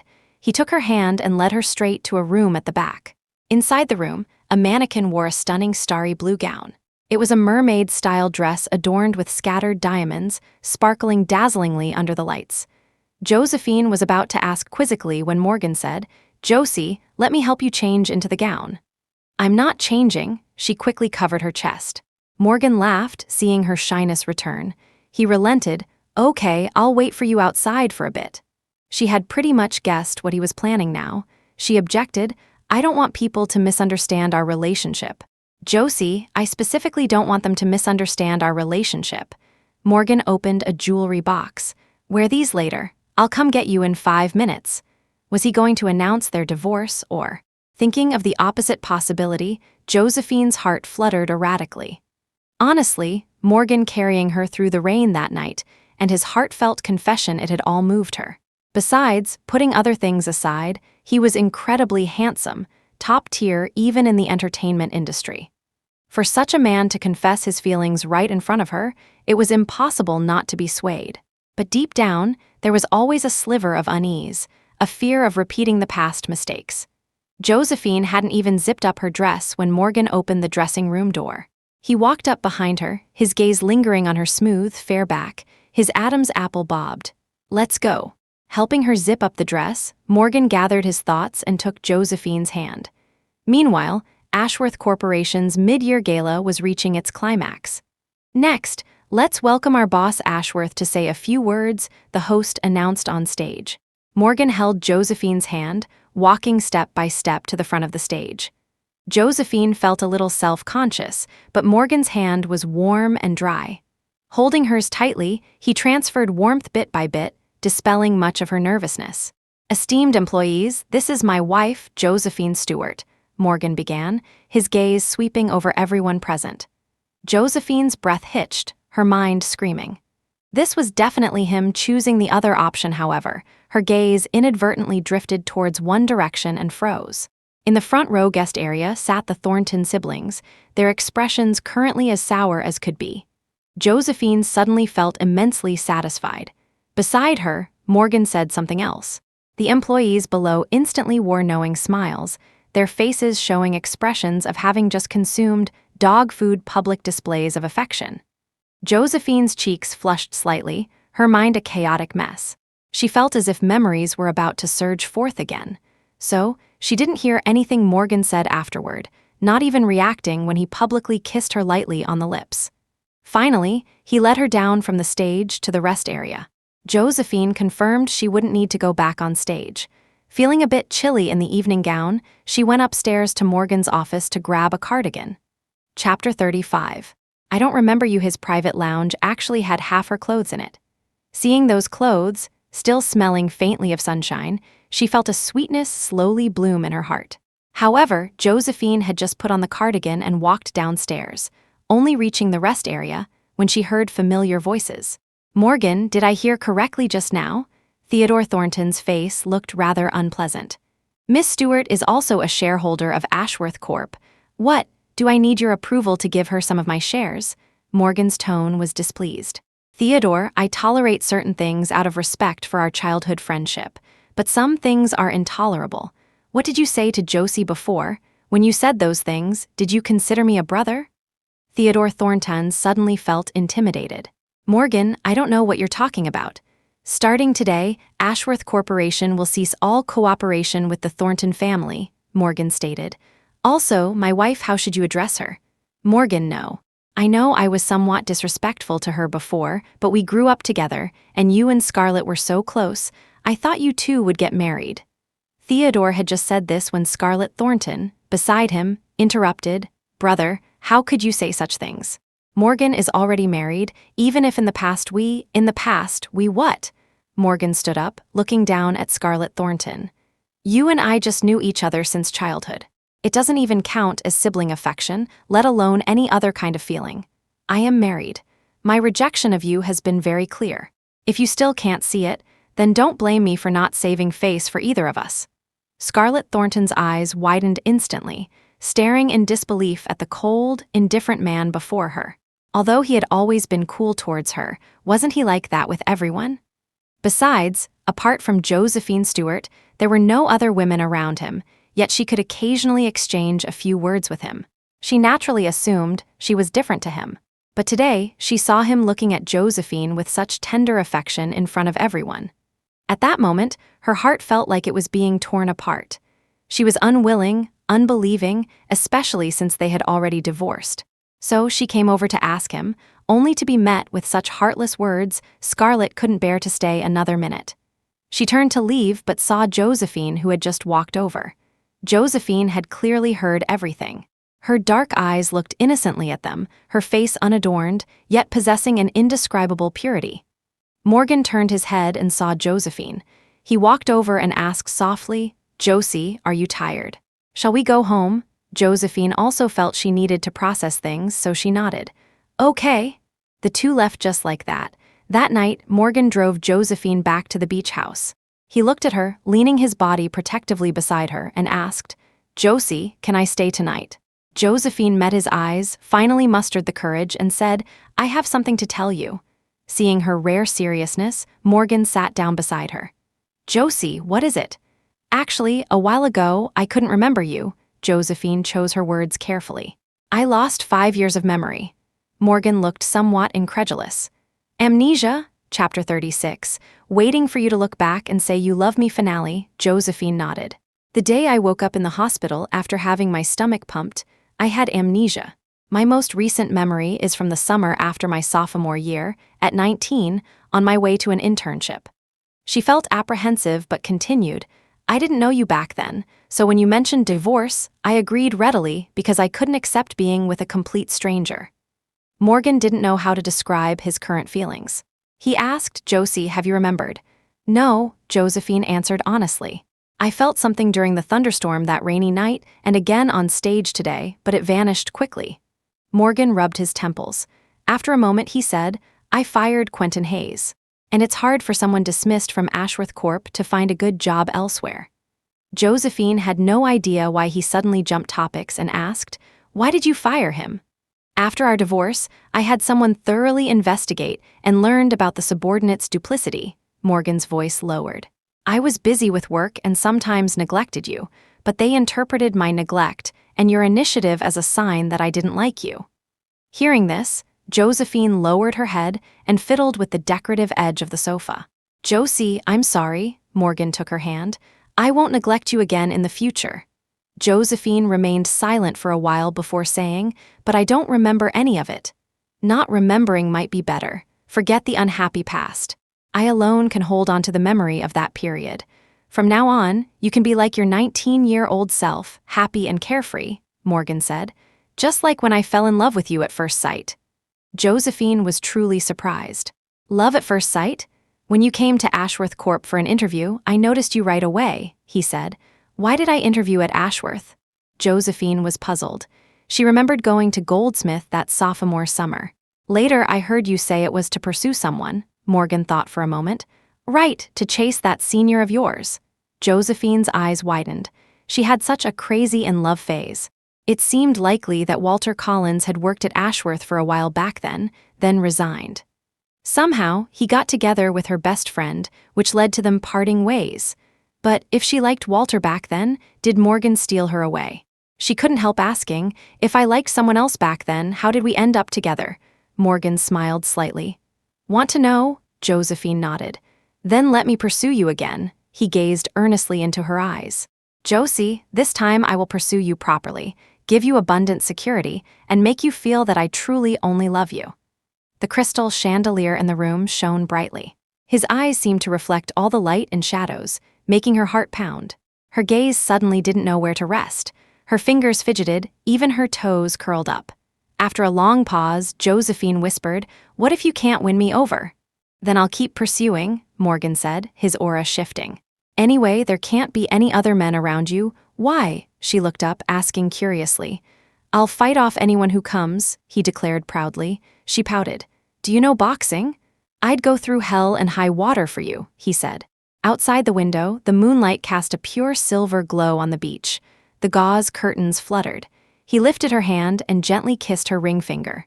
Chapter 37, Epilogue. A year and a half later, Goldsmith Construction Building. It was Christmas Eve. The streets buzzed with festive cheer, but inside Goldsmith, everyone was working frantically. It wasn't until the current CEO of Goldsmith Construction, Gideon Goldsmith, came to the design department that everyone finally stopped working, looking at him with nervous anticipation. He stood among them, his handsome face etched with seriousness. He announced, "The results of the International Architectural Design Competition are out." Everyone's heart jolted. They waited for him to continue, their hearts growing more apprehensive due to his unusually solemn expression. He scanned the crowd, his gaze finally landing on Josephine Stewart. Only then did he speak. Our newcomer, Josephine Stewart, won first place in the individual category for her design-themed Oblivion. This is the best result achieved by a designer from our country. Congratulations. Josephine, surprise bloomed in Josephine's heart like fireworks. And Goldsmith Construction's group entry also won third place. Gideon Goldsmith continued. Tomorrow night, dinner is on me. Everyone probably has plans tonight, right? You can leave early now. As his words fell, everyone cheered. Then, someone walked to the floor-to-ceiling window and looked out. Looks like it's snowing? Yeah, it's snowing, someone else exclaimed, then suddenly gasped, pointing down. Oh my God, look at the plaza, so many roses, and they're blue enchantress roses. Hearing this, everyone rushed over to look. Morgan Ashworth, dressed in a suit despite the cold, stood amidst a heart shape formed by blue enchantress roses, quietly looking up at the sky. The design department was on the third floor. Josephine had excellent eyesight. Aided by the plaza lights, she could even see the quiet, waiting expression on Morgan's face. Snowflakes fell thick and fast, blanketing the city. The ground was already covered in a thick layer of white. He remained motionless, his sharply defined features slightly blurred, possessing a heart-stopping beauty. Josephine practically flew down, slightly annoyed at why he hadn't called her, annoyed that he was dressed so lightly, until she crashed into his line of sight.